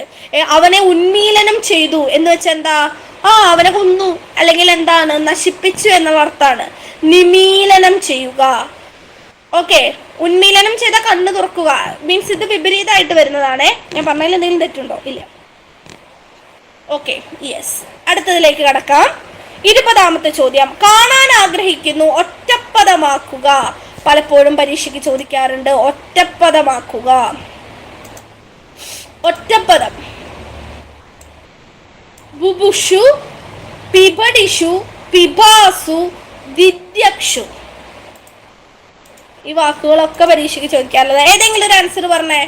തെറ്റണമെങ്കിൽ തെറ്റിക്കോട്ടെ, ഒരു ആൻസർ പറഞ്ഞേ. ഒറ്റപ്പദം മലയാളം ചോദിക്കാറുണ്ട്. നീണ്ട വാക്യങ്ങളെ, നീണ്ട പദങ്ങളെ ഒറ്റ പദമായിട്ട് അവതരിപ്പിക്കാനാണ് നമ്മൾ എന്താക്കുന്നത്? ഇത്തരത്തില് ഒറ്റപ്പദങ്ങളാക്കുന്നത്. ബുബുക്ഷു, പിബടിഷു, ബുബുക്ഷു, പിബടിഷു, ഇതൊക്കെ എക്സാം ഓറിയന്റഡ് ആയിട്ട് നമ്മളോട് ചോദിക്കാറുള്ളതാണ്. ഇതിന്റെ അർത്ഥം എന്താണ് എന്നുള്ളത്. കാണാൻ ആഗ്രഹിക്കുന്ന ആൾ, കാണാൻ ആഗ്രഹിക്കുന്ന ആൾ എന്താണ്? ദിദ്യക്ഷു ആണ്, കാണാൻ ആഗ്രഹിക്കുന്ന ആൾ ദിദ്യക്ഷു ആണ്. ബുഭുക്ഷു പഠിക്കാൻ ആഗ്രഹിക്കുന്ന ആളാണ്. ഓക്കെ, പഠിക്കാൻ ആഗ്രഹിക്കുന്ന ആൾ, പഠിക്കാൻ, ബുഭുക്ഷു. അയ്യോ സോറി, ഒരു മിനിറ്റ്. ബുഭുക്ഷു, ബുഭുക്ഷു എന്ന് വെച്ചാൽ വിശന്നവനാട്ടോ, വിശന്നവൻ എന്നാണ് കേട്ടോ അർത്ഥം. സോറി, ബുഭുക്ഷു എന്ന് വെച്ചാൽ ഭക്ഷിക്കാൻ അഥവാ ആഹാരം കഴിക്കാൻ ആഗ്രഹിക്കുന്ന ആളിനെയാണ് ബുഭുക്ഷു എന്ന് വിളിക്കുന്നത്. പിപടിഷു, പിപടിഷു ആണ് പഠിക്കാൻ അല്ലെങ്കിൽ വിദ്യാഭ്യാസം നേടാൻ ആഗ്രഹിക്കുന്ന ആൾ, പിപടിഷു. പിപാസു ദാഹിക്കുന്ന ആള്, കുടിക്കാൻ ആഗ്രഹിക്കുന്ന ആള്, കുടിക്കാൻ ആഗ്രഹിക്കുന്ന ആളാണ് പിപാസു. പിപാസു ദാഹിച്ചവൻ ആരോ അവൻ പിപാസു. അപ്പൊ കാണാൻ ആഗ്രഹിക്കുന്നത് എന്താ? ദിദ്യക്ഷു ആണ്. കാണാൻ ആഗ്രഹിക്കുന്നത് ദിദ്യക്ഷു ആണ്. കാണാൻ ആഗ്രഹിക്കുന്നത് ദിദ്യക്ഷു ആണ്. ഓക്കെ ആണോ? ആത്മാവിനെ സംബന്ധിച്ചത് എന്താണ്? ആത്മീയം. ഓക്കെ അല്ലേ? ആത്മാവിനെ സംബന്ധിച്ചത് ആത്മീയം. ഇഹലോകത്തെ സംബന്ധിച്ചത്, ഇത് ചോദിക്കാറുണ്ട്. ഇഹലോകത്തെ സംബന്ധിച്ചത് എന്താണ്? ഇഹലോകത്തെ സംബന്ധിച്ചത്, ഇഹലോകത്തെ സംബന്ധിച്ചതിനെയാണ് നമ്മൾ എന്ത് വിളിക്കുന്നത്? ഐഹികം എന്ന് വിളിക്കുന്നത്. ഐഹികം എന്ന് വിളിക്കുന്നത്. ഇനി ഉത്പതിഷ്ണു, ഈ വാക്ക് എപ്പോഴും പരീക്ഷയ്ക്ക് ചോദിക്കുന്നതാണ്. ഉത്പതിഷ്ണു എന്ന് വെച്ചാൽ എന്താ? മാറ്റം ആഗ്രഹിക്കുന്ന ആളാണ്. മാറ്റം ആഗ്രഹിക്കുന്ന ആൾ, മാറ്റം ആഗ്രഹിക്കുന്ന ആളാണ് ഉത്പതിഷ്ണു. മാറ്റം ആഗ്രഹിക്കുന്ന ആളാണ് ഉത്പതിഷ്ണു എന്ന് വിളിക്കുന്നത്. ഉത്പതിഷ്ണു. ഇനി ഇവിടെ ബുഭുക്ഷു, പിപടിഷു, പിപാസു ഒക്കെ നമ്മൾ പറഞ്ഞില്ലേ, ഇതുപോലെ ചോദിക്കുന്ന ഒന്നാണ് ജിജ്ഞാസു. ജിജ്ഞാസു ആരാണ്? ജിജ്ഞാസു എന്ന് വിളിക്കുന്നത് അറിയുവാൻ ആഗ്രഹിക്കുന്ന ആൾ. അറിയുവാൻ ആഗ്രഹിക്കുന്ന ആൾ, അറിയുവാൻ ആഗ്രഹിക്കുന്ന ആളെയാണ് നമ്മൾ എന്ത് വിളിക്കുന്നത്? ജിജ്ഞാസു എന്ന് വിളിക്കുന്നത്. ക്ലിയർ ആണോ? എക്സാം ഓറിയന്റഡ് ആയിട്ട് ഇത് എപ്പോഴും ചോദിക്കുന്നതാണ്. ഇനി ഇതുപോലെ വേറെ ഒരെണ്ണുണ്ട്, മുമുക്ഷു. മുമുക്ഷു എന്താ? മുമുക്ഷു എന്ന് വെച്ചാൽ മോക്ഷം ആഗ്രഹിക്കുന്ന ആളാണ്. മോക്ഷം ആഗ്രഹിക്കുന്ന ആളാണ് മുമുക്ഷു. മോക്ഷം ആഗ്രഹിക്കുന്ന ആൾ, മോക്ഷം ആഗ്രഹിക്കുന്ന ആളാണ് മുമുക്ഷു. യെസ്. അടുത്ത ചോദ്യം, നദിയുടെ പര്യായ പദം അല്ലാത്തത് ഏത്? നദിയുടെ പര്യായ പദം അല്ലാത്തത് ഏത്? ചോദ്യം വരാം. നദിയുടെ പര്യായ പദം അല്ലാത്തത്. താഴെ തന്നിരിക്കുന്ന പദങ്ങളെല്ലാം തന്നെ നദിയുടെ പര്യായങ്ങളാണ്. പക്ഷെ അതിലൊരു പദം നദിയുടെ പര്യായമല്ല, മറിച്ച് അതിൻ്റെ അർത്ഥം മേഘം അല്ലെങ്കിൽ കാർമേഘം എന്നാണ്. ഏതാണ് ആ പദം എന്നറിയോ? സ്രോതസ്. സ്രോതസ്, സ്രോതസ് നദിയുടെ പര്യായമാണ്. ധ്വനി നദിയുടെ പര്യായമാണ്. ദീപവതി നദിയുടെ പര്യായമാണ്. പയോധം, പയോധം എന്ന് വെച്ചാൽ എന്താ? പയസ് എന്നുള്ള വാക്കിന്റെ അർത്ഥം എന്താ? പയസ്, ജലം എന്നാണ്. ധം എന്ന് വെച്ചാൽ എന്താണ്? നൽകുന്നത് എന്നാണ്. അത് വെള്ളം നൽകുന്നത് എന്തോ അതാണ് പയോധം, അതായത് മേഘം. പയോധം എന്ന് വെച്ചാൽ എന്താണ്? മേഘം എന്നാണ് അർത്ഥം. അപ്പൊ നദിയുടെ പര്യായമല്ലാത്തത് ഏത്? ഞാൻ പറയട്ടെ. ആകാശം, വണ്ട്, മനുഷ്യൻ, നദി, താമര, നദി, താമര തുടങ്ങിയവയുടെ പര്യായ പദങ്ങൾ നിർബന്ധമായിട്ടും പഠിച്ചു വെക്കണം. ഇതൊക്കെ എപ്പോഴും ചോദിക്കുന്നതാണ്. ജലം, സമുദ്രം, കടല്, ഇതിന്റെ ഒക്കെ പര്യായ പദങ്ങൾ. കുതിര, കുതിര ഇതിന്റെ ഒക്കെ പര്യായ പദങ്ങൾ നിർബന്ധമായിട്ടും പഠിച്ചു വെക്കണം. പരീക്ഷയ്ക്ക് സ്ഥിരമായിട്ട് ചോദിക്കുന്നതാണ്. ഓക്കെ അല്ലേ? യെസ്. അടുത്ത ചോദ്യം നോക്കാം. 22ാമത്തെ ചോദ്യം, ശരിയായ വാക്യം കണ്ടെത്തി എഴുതുക. ശരിയായ വാക്യം കണ്ടെത്തി എഴുതുക. ഏകദേശം 5000-ഓളം പേർ സമ്മേളനത്തിൽ പങ്കെടുത്തു. ഏകദേശം 30-നടുത്ത് കുടുംബങ്ങളാണ് അവിടെ കുടിയേറി പാർക്കാൻ വന്നത്. 100-ലധികം കുടുംബങ്ങൾ വിദേശത്ത് താമസിക്കുന്നു. ഏറെക്കുറെ 100-നകത്ത് കുട്ടികൾ അംഗനവാടികളിൽ പോകുന്നുണ്ട്. വാക്യം എന്നുള്ള മേഖലയിൽ നിന്ന് വരുന്ന ചോദ്യമാണ്. വാക്യം പറഞ്ഞേ. വാക്യം എന്നതിൽ നിന്ന് വന്നൊരു ചോദ്യമാണ്. വാക്യം. വേഗം വേഗം വേഗം ഉത്തരം പറഞ്ഞേ. ഇതിലേതാണ് ശരിയായ വാക്യം? ലവ് ബേർഡ്സ് ഓപ്ഷൻ സി പറയുന്നുണ്ട്. ബാക്കിയുള്ളവരും കൂടി ഒന്ന് പറഞ്ഞേ. റീന ടീച്ചർ ഓപ്ഷൻ സി പറയുന്നുണ്ട്. അഞ്ജലി പി പറഞ്ഞേ. മഞ്ജു ടീച്ചറെ, ശാലിനി ടീച്ചറെ ഉത്തരം പറഞ്ഞേ. ഏകദേശം 5000, ഇത് രണ്ടും തെറ്റാണ്. 5000 എന്ന് വെച്ചാൽ അതൊരു കണക്കാണ്. ഏകദേശം 5000 എന്ന് നമുക്ക് പറയാനായിട്ട് പറ്റില്ല. ഉദ്ദേശം 30-നടുത്ത്, ഇങ്ങനെയും വരാൻ പാടില്ല, തെറ്റാണ്. ഏറെക്കുറെ 100-നകത്ത്, ഒരേ ആൻസർ തന്നെയാണ്. പക്ഷേ 400-ലധികം എന്ന് പറയുമ്പോൾ 400-ഓ അതിലധികമോ ഉണ്ട്, 500-ലേക്ക് കടന്നിട്ടില്ല. ഒരു വ്യക്തമായിട്ടുള്ള ധാരണ കിട്ടുന്നുണ്ട്. അവിടെ ഊഹാപോഹങ്ങളൊന്നും തന്നെയില്ല. അപ്പോൾ ഏത് വാക്യാണ് ശരി? ഓപ്ഷൻ സി ആണ് ശരി. എന്തുകൊണ്ട്? എയും ബിയും ഡിയും തെറ്റായി എന്നുള്ളത് കിട്ടിയില്ലേ? ഏകദേശം 5000-ഓളം തെറ്റാണ്. ഉദ്ദേശം 30-നടുത്ത് വാക്യത്തിൽ തെറ്റാണ്. ഒരേ ആശയാണ് വരുന്നത്, തെറ്റാണ്. അപ്പൊ ശരിയായ വാക്യം കണ്ടെത്തി എഴുതുക. നമ്മളത് പറഞ്ഞു നോക്കുമ്പോഴേ നമുക്കൊരു പൊരുത്തക്കേട് തോന്നും. ഓക്കെ അല്ലേ? യെസ്. അപ്പൊ ഓപ്ഷൻ സി ആണ് ശരിയായിട്ടുള്ള ഉത്തരം. അടുത്ത ചോദ്യം, പുല്ലിംഗ ശബ്ദം, പുല്ലിംഗം സ്ത്രീലിംഗം ചോദിക്കാറുണ്ട്. നങ്ങ്യാർ, നമ്പ്യാർ, ബ്രാഹ്മിണി, പ്രഭി. നങ്ങ്യാർ. ചാക്യാർ എന്നതിൻ്റെ സ്ത്രീലിംഗമാണ് നങ്ങ്യാർ. നമ്പ്യാർ, അവിടെ നിൽക്കട്ടെ, ബ്രാഹ്മിണി, ബ്രാഹ്മണൻ എന്ന പദത്തിന്റെ സ്ത്രീലിംഗമാണ് ബ്രാഹ്മിണി. പ്രഭു എന്നതിൻ്റെ സ്ത്രീലിംഗമാണ് പ്രഭി. അപ്പോൾ പ്രഭി, ബ്രാഹ്മിണി, നങ്ങ്യാർ എന്നിവ എന്താണ്? സ്ത്രീലിംഗ ശബ്ദങ്ങളാണ്. നമ്പ്യാർ, നമ്പ്യാർ എന്നുള്ളത് പുല്ലിംഗ ശബ്ദമാണ്. പൊതുവെ അതിനെ പുല്ലിംഗ ശബ്ദത്തിലാണ് ഉൾപ്പെടുത്തുന്നത്. ഓപ്ഷൻ ബി ആണ് പുല്ലിംഗ ശബ്ദം. പുല്ലിംഗ ശബ്ദം തന്നിരിക്കുന്നതിൽ 3 എണ്ണം സ്ത്രീലിംഗവും 1 എണ്ണം വ്യത്യസ്തപ്പെട്ട് നിൽക്കും. അതാണ് ഏത്? പുല്ലിംഗം. ഓക്കെ ആണോ? യെസ്. അടുത്ത ചോദ്യം, പഴഞ്ചൊല്ല്. ശൈലികളുണ്ട്, പ്രയോഗങ്ങളുണ്ട്, അതല്ല ഇത് പഴഞ്ചൊല്ലാണ്. കഴുതകാമം കരഞ്ഞു തീർക്കുമെന്ന പഴഞ്ചൊല്ലിന്റെ അർത്ഥമായി വരുന്നത് ഏത്? കഴുതകാമം കരഞ്ഞു തീർക്കുമെന്ന പഴഞ്ചൊല്ലിന്റെ അർത്ഥമായി വരുന്നത് ഏത്?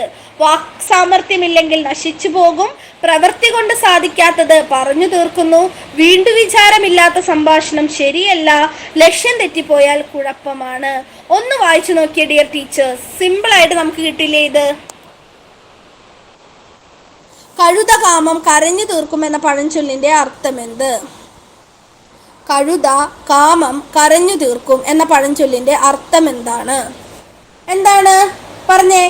മഞ്ജു ടീച്ചർ സി പറയുന്നുണ്ട്. ആണോ? സി ആണോ? ഒന്നുകൂടി വായിച്ചു നോക്കിയ ടീച്ചറെ. കഴുത കാമം കരഞ്ഞു തീർക്കും. വേറെ ഒരു രീതിയിലും കാമത്തെ കഴുതയ്ക്ക് ശമിപ്പിക്കാനായിട്ട് പറ്റില്ല. അപ്പൊ കഴുത എന്തു ചെയ്യും? ആൾക്ക് അത് വേറെ രീതിയിൽ സെക്ഷൽ ആയിട്ടുള്ള കാര്യങ്ങളൊന്നും ഇടപെടാൻ പറ്റാത്തതുകൊണ്ട് അങ്ങനെ ഒരു അർത്ഥമാണ് വരുന്നത്. ഒരാൾക്ക് ഒരു കാര്യം ചെയ്യാൻ പറ്റുന്നില്ല എങ്കിൽ വേറൊരു കാര്യം കൊണ്ട് ആ ഒരു ഫ്രസ്ട്രേഷൻ തീർക്കുക. പ്രവൃത്തി കൊണ്ട് സാധിക്കാത്തത് പറഞ്ഞു തീർക്കുന്നു. പ്രവൃത്തി കൊണ്ട് സാധിക്കാത്തത് പറഞ്ഞു തീർക്കുന്നു. ഒരു പ്രവൃത്തി നമുക്ക് ചെയ്യാൻ പറ്റുന്നില്ല എങ്കിൽ ആ ഫ്രസ്ട്രേഷൻ തീർക്കാനായിട്ട് മറ്റൊരു പ്രവൃത്തി നമ്മൾ ചെയ്യുകയാണ്. അതാണ് എന്ത്? കഴുതകാമം കരഞ്ഞു തീർക്കും എന്നതുകൊണ്ട് ഉദ്ദേശിക്കുന്നത്. കഴുതകാമം കരഞ്ഞു തീർക്കും എന്നതുകൊണ്ട് ഉദ്ദേശിക്കുന്നത്. അടുത്തത്, യെസ്, ഇംഗ്ലീഷിലുള്ളൊരു ശൈലി നമുക്കിവിടെ തന്നിട്ടുണ്ട്. ട്രാൻസിറ്ററി മെഷേഴ്സ് എന്നതിൻ്റെ ശരിയായ വിവർത്തനം ഏത്?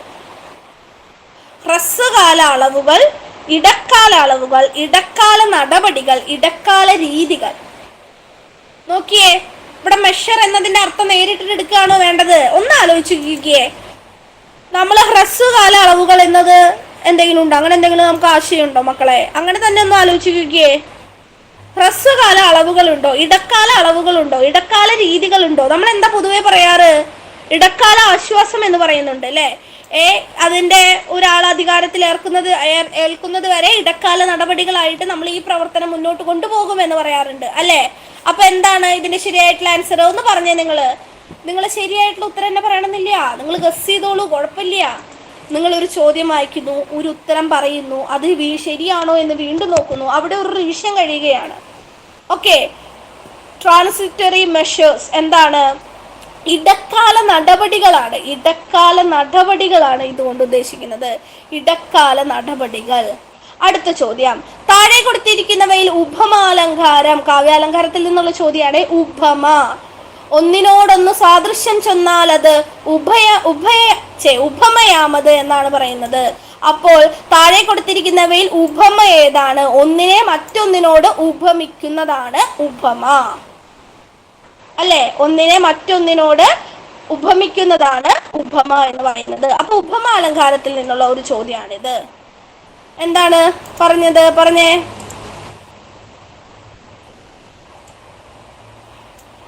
പറയൂ പറയൂ. യെസ്. പുടവയ്ക്കു പിടിച്ച തീ തീ ചുഴന്നുടൽ കത്തുന്നൊരു ബാല പോലവൾ. ഓക്കെ, ഇവിടെ പോലെ എന്നുള്ള പദം വരുന്നുണ്ട്. പോലെ ഒന്നിനെ മറ്റൊന്നിനോട് ഉപമിക്കുന്നു. പുടവയ്ക്ക് തീ പിടിച്ചുകൊണ്ട് ഉടൽ കത്തുന്ന ഒരു പെണ്ണിനെ പോലെയാണ് അവൾ നിൽക്കുന്നത്. അപ്പോൾ അതിനെ മറ്റൊന്നിനോട് ഉപമിക്കുകയാണ്. ഇങ്ങനെയാണ് ഉപമ. മന്നവേന്ദ്ര വിളങ്ങുന്നു ചന്ദ്രനെ പോലെ നിൻമുഖം. രാജാവേ, താങ്കളുടെ മുഖം ചന്ദ്രന്റെ പോലെ വിളങ്ങുന്നു. നിന്റെ മിഴികള് മാൻമിഴികൾ പോലെയാണ്. അപ്പൊ പെണ്ണിന്റെ കാമുകിയുടെ ഭാര്യയുടെ മിഴികളെ മാനിന്റെ മിഴികളോട് ഉപമിക്കുന്നു അല്ലേ? അപ്പൊ ഉപമ അലങ്കാരത്തിൽ പോലെ എന്ന പദം ഉണ്ടായിരിക്കും.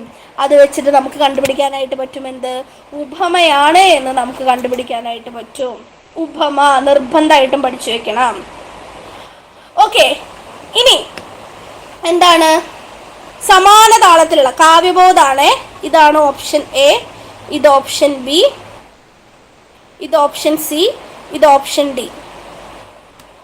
പറഞ്ഞേ. മല്ലികാമാലയും മുല്ലതന്മാലയും നല്ല വിധാനത്തിൽ തൂക്കിമല്ലേ. വായിച്ചു നോക്കുക. ഒരു താളം നമ്മൾ കണ്ടുപിടിക്കുക, എന്നിട്ട് അടുത്തുള്ള വരികളൊക്കെ ഒരുമിച്ച് വായിക്കുക. മല്ലികാമാലയും മുല്ലതന്മാലയും നല്ല വിധാനത്തിൽ തൂക്കിമല്ലേ. സംസ്കാരകാരിണിയായതു വിദ്യയും സംസാരനാശിനിയായതു വിദ്യയും. വരുന്നുണ്ടോ?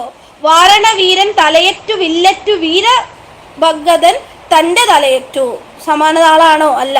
ഓരോ മലരിലും ഓരോ തളരിലും ഓടിക്കുഴങ്ങേണ്ട നേത്രമേ നീ. മല്ലികാമാലയും മുല്ലതന്മാലയും നല്ല വിധാനത്തിൽ തൂക്കിമല്ലേ. എന്താണ് ഉത്തരം കണ്ടുപിടിച്ചേ? വത്സ സൗമിത്രയെ കുമാരാ നീ കേൾക്കണം മത്സരാദ്യം വെടിഞ്ഞെന്നുടെ വാക്കുകൾ. ഏതാണ് സമാന താളത്തിലുള്ള വരികൾ? ഡിയർ ടീച്ചേഴ്സ്, ഒന്ന് കണ്ടുപിടിച്ചേ, എന്നിട്ട് ഉത്തരം പറഞ്ഞേ.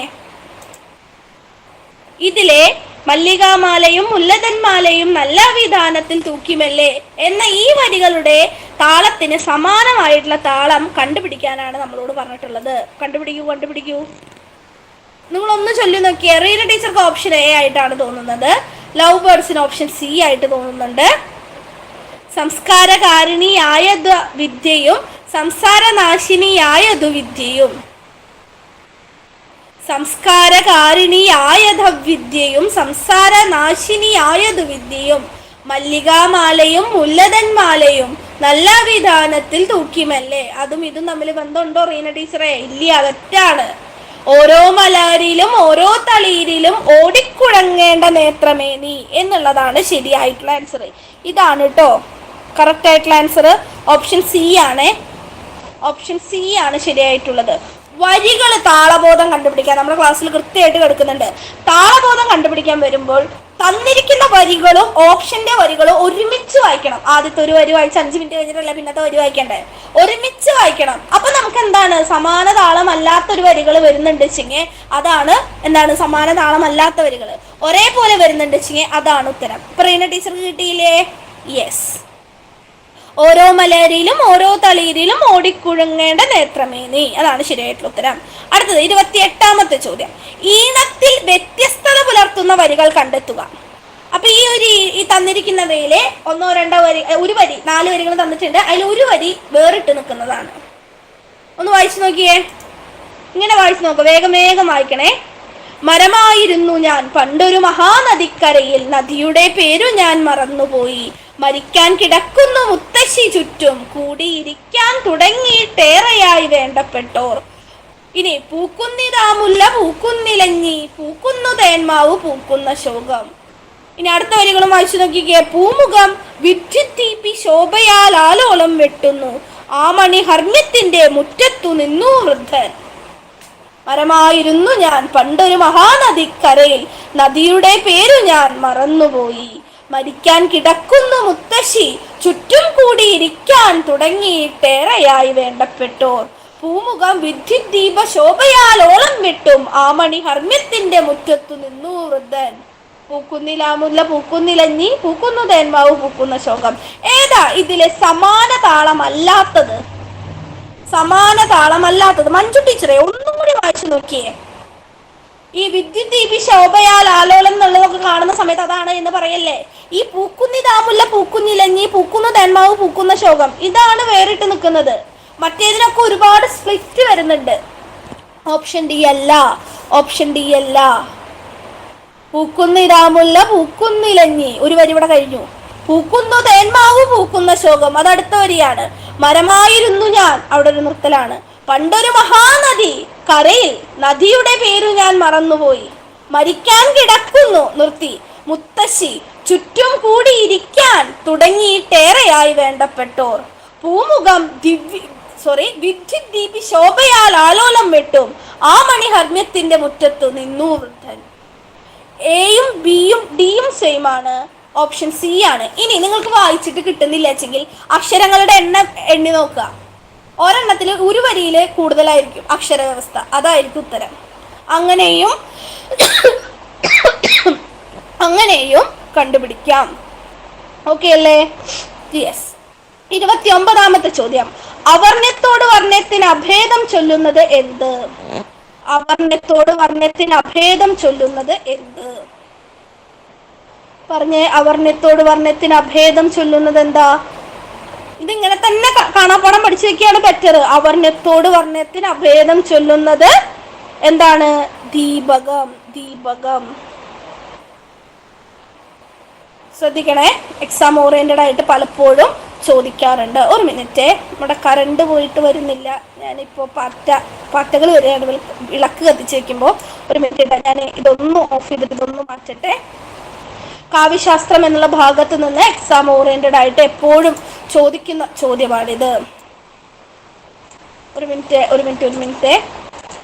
ഉപമ പഠിക്കണം. അതുപോലെ ഇത്തരത്തിലുള്ള കുറച്ച് കാര്യങ്ങൾ എക്സാം ഓറിയന്റഡ് ആയിട്ട് നിങ്ങൾ പഠിച്ചു വെക്കേണ്ടതായിട്ടുണ്ട്. കാവ്യലിംഗം, രൂപകം, ദീപകം, ദൃഷ്ടാന്തം തുടങ്ങിയ കാര്യങ്ങൾ എക്സാം ഓറിയന്റഡ് ആയിട്ട് നമ്മൾ പഠിച്ചു വെക്കേണ്ടതായിട്ടുണ്ട് കേട്ടോ. ഇത് നിർബന്ധമായിട്ടും പഠിക്കണേ. ഉപമ എന്തായാലും പഠിക്കണം. ഓക്കെ, ക്ലിയർ അല്ലേ? അവർണ്യത്തോട് വർണ്ണ്യത്തിന് അഭേദം ചൊല്ലുക രൂപകം. രൂപകാണ്, ദീപകല്ല, രൂപകം. ഓക്കെ, അവർണ്യത്തോട് വർണ്ണ്യത്തിന് അഭേദം ചൊല്ലുക രൂപകം. യെസ്. അടുത്തത്, മന്നവേന്ദ്ര വിളങ്ങുന്നു ചന്ദ്രനെ പോലെ നിൻമുഖം. ഇവിടെ മന്നവേന്ദ്രൻ എന്താണ്? ചന്ദ്രൻ ആരാണ്? പോലെ, മുഖം, ഇതൊക്കെ എന്താണ്? എക്സാം ഓറിയന്റഡ് ആയിട്ട് നമ്മൾ പഠിച്ചു വെക്കണം. ഉപമാനം, ഉപമേയം, എന്താണ്? സാധാരണ ധർമ്മം എന്നീ കാര്യങ്ങളൊക്കെ എക്സാം ഓറിയന്റഡ് ആയിട്ട് ചോദിക്കാറുണ്ട്. അപ്പൊ നിങ്ങൾക്ക് ആർക്കെങ്കിലും അറിയോ മന്നവേന്ദ്ര വിളങ്ങുന്നു ചന്ദ്രനെ പോലെ നിൻമുഖം എന്ന വരിയിലെ ചന്ദ്രൻ എന്താണ് എന്നുള്ളത്? സാധാരണ ധർമ്മമാണോ, ഉപമാവാചകമാണോ, ഉപമാനമാണോ, ഉപമേയമാണോ എന്നുള്ളത്? എക്സാം ഓറിയന്റഡ് ആയിട്ട് ഇത് ചോദിക്കാറുണ്ട് കേട്ടോ പലപ്പോഴും. ഓക്കെ, ഉപമാനം, ഉപമേയ വാചകം, ഉപമാനം, ഉപമേയം, ഉപമേയവാചകം. ഓക്കെ, ഓരോന്നും നമുക്ക് എന്താണെന്ന് നോക്കാം. ഉപമാനം. മാനത്ത് എന്തുണ്ട്? ചന്ദ്രൻ ഉണ്ട് എന്ന് പഠിച്ചു വെക്കുക. ഏതിനോടാണോ നമ്മൾ സാദൃശ്യം കൽപ്പിക്കുന്നത്? ഇപ്പൊ ഞാൻ പറയുകയാണ്, റീന ടീച്ചറെ കാണാൻ എന്താണ് ഐശ്വര്യ റായിയെ പോലെയുണ്ട്. അപ്പോ എന്തിനോടാണോ നമ്മൾ എന്ത് വിളിക്കുന്നത്? സാദൃശ്യം കൽപ്പിക്കുന്നത്? അതാണ് എന്ത്? ഉപമാനം.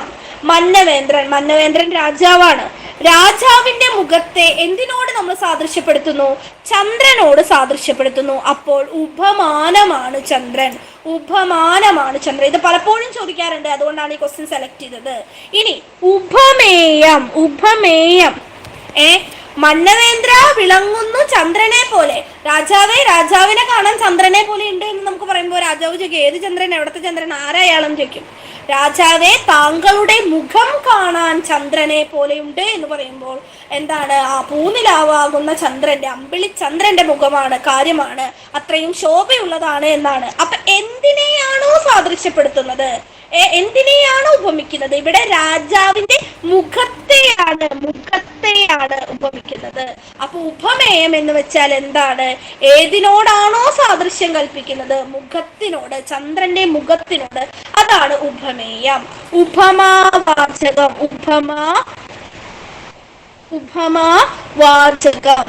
ഉപമാവാചകം എപ്പോഴും പോലെ എന്നതായിരിക്കും. ഉപമാവാചകം. സാധാരണ ധർമ്മം വിളങ്ങുന്നു, രണ്ടിലും പൊതുവായിട്ടുള്ള ഗുണം. ഓക്കെ അല്ലേ? യെസ്. ആരെ എന്തിനോട്? ഉപമേയം, മുഖമാണ്. രാജാവിന്റെ മുഖത്തിനെ നമ്മൾ എന്തിനോട് ഉപമിക്കുന്നു? ചന്ദ്രനോട് ഉപമിക്കുന്നു. ക്ലിയർ ആണോ പറയുന്നത്? ഓക്കെ. സാധാരണ ധർമ്മം, ഉപമാവാചകം, ഉപമാനം, ഉപമേയം. മന്നവേന്ദ്ര വിളങ്ങുന്നു ചന്ദ്രനെ പോലെ നിൻമുഖം. ആരോടാണോ ഉപമിക്കുന്നത് അതാണ് ഉപമാനം. മാനത്ത് ചന്ദ്രനുണ്ട് എന്നുള്ളത് പഠിച്ചു വെക്കുക. ഒരു കീവേഡ് പഠിച്ചു വെച്ചാൽ നമുക്ക് കിട്ടും. അപ്പൊ താളക്രമവും വ്യാകരണവും കാവ്യാലങ്കാരവും അടക്കം 30ഓളം ചോദ്യങ്ങൾ നമ്മൾ ഡിസ്കസ് ചെയ്ത് കഴിയുമ്പോൾ ലാംഗ്വേജിന്റെ സിലബസ് കാറ്റഗറി 1, 2, 3 എന്നതിൽ കോമൺ ആയിട്ട് വരുന്ന 2 ഒക്കെ ഫോക്കസ് ചെയ്ത് നോക്കിയിട്ടുണ്ട് നമ്മൾ. അപ്പൊ നമ്മുടെ ക്ലാസ് നമ്മളിവിടെ വൈൻഡപ്പ് ചെയ്യുകയാണ്. ഏറ്റവും ഇമ്പോർട്ടൻ്റ് ആയിട്ടുള്ള കാര്യങ്ങളെല്ലാം തന്നെ ഇന്നത്തെ ക്ലാസ്സിൽ നമ്മൾ ഡിസ്കസ് ചെയ്ത് പോയിട്ടുണ്ട്. അപ്പോൾ കേട്ടിട്ട് പരീക്ഷ എഴുതുന്ന നിങ്ങൾക്ക് എല്ലാവർക്കും തന്നെ നല്ല സ്കോർ 30-ലെ 30 മാർക്കും നിങ്ങൾക്ക് സ്കോർ ചെയ്യാൻ കഴിയട്ടെ എന്ന് ഞാൻ ആശംസിക്കുന്നു. Thank you.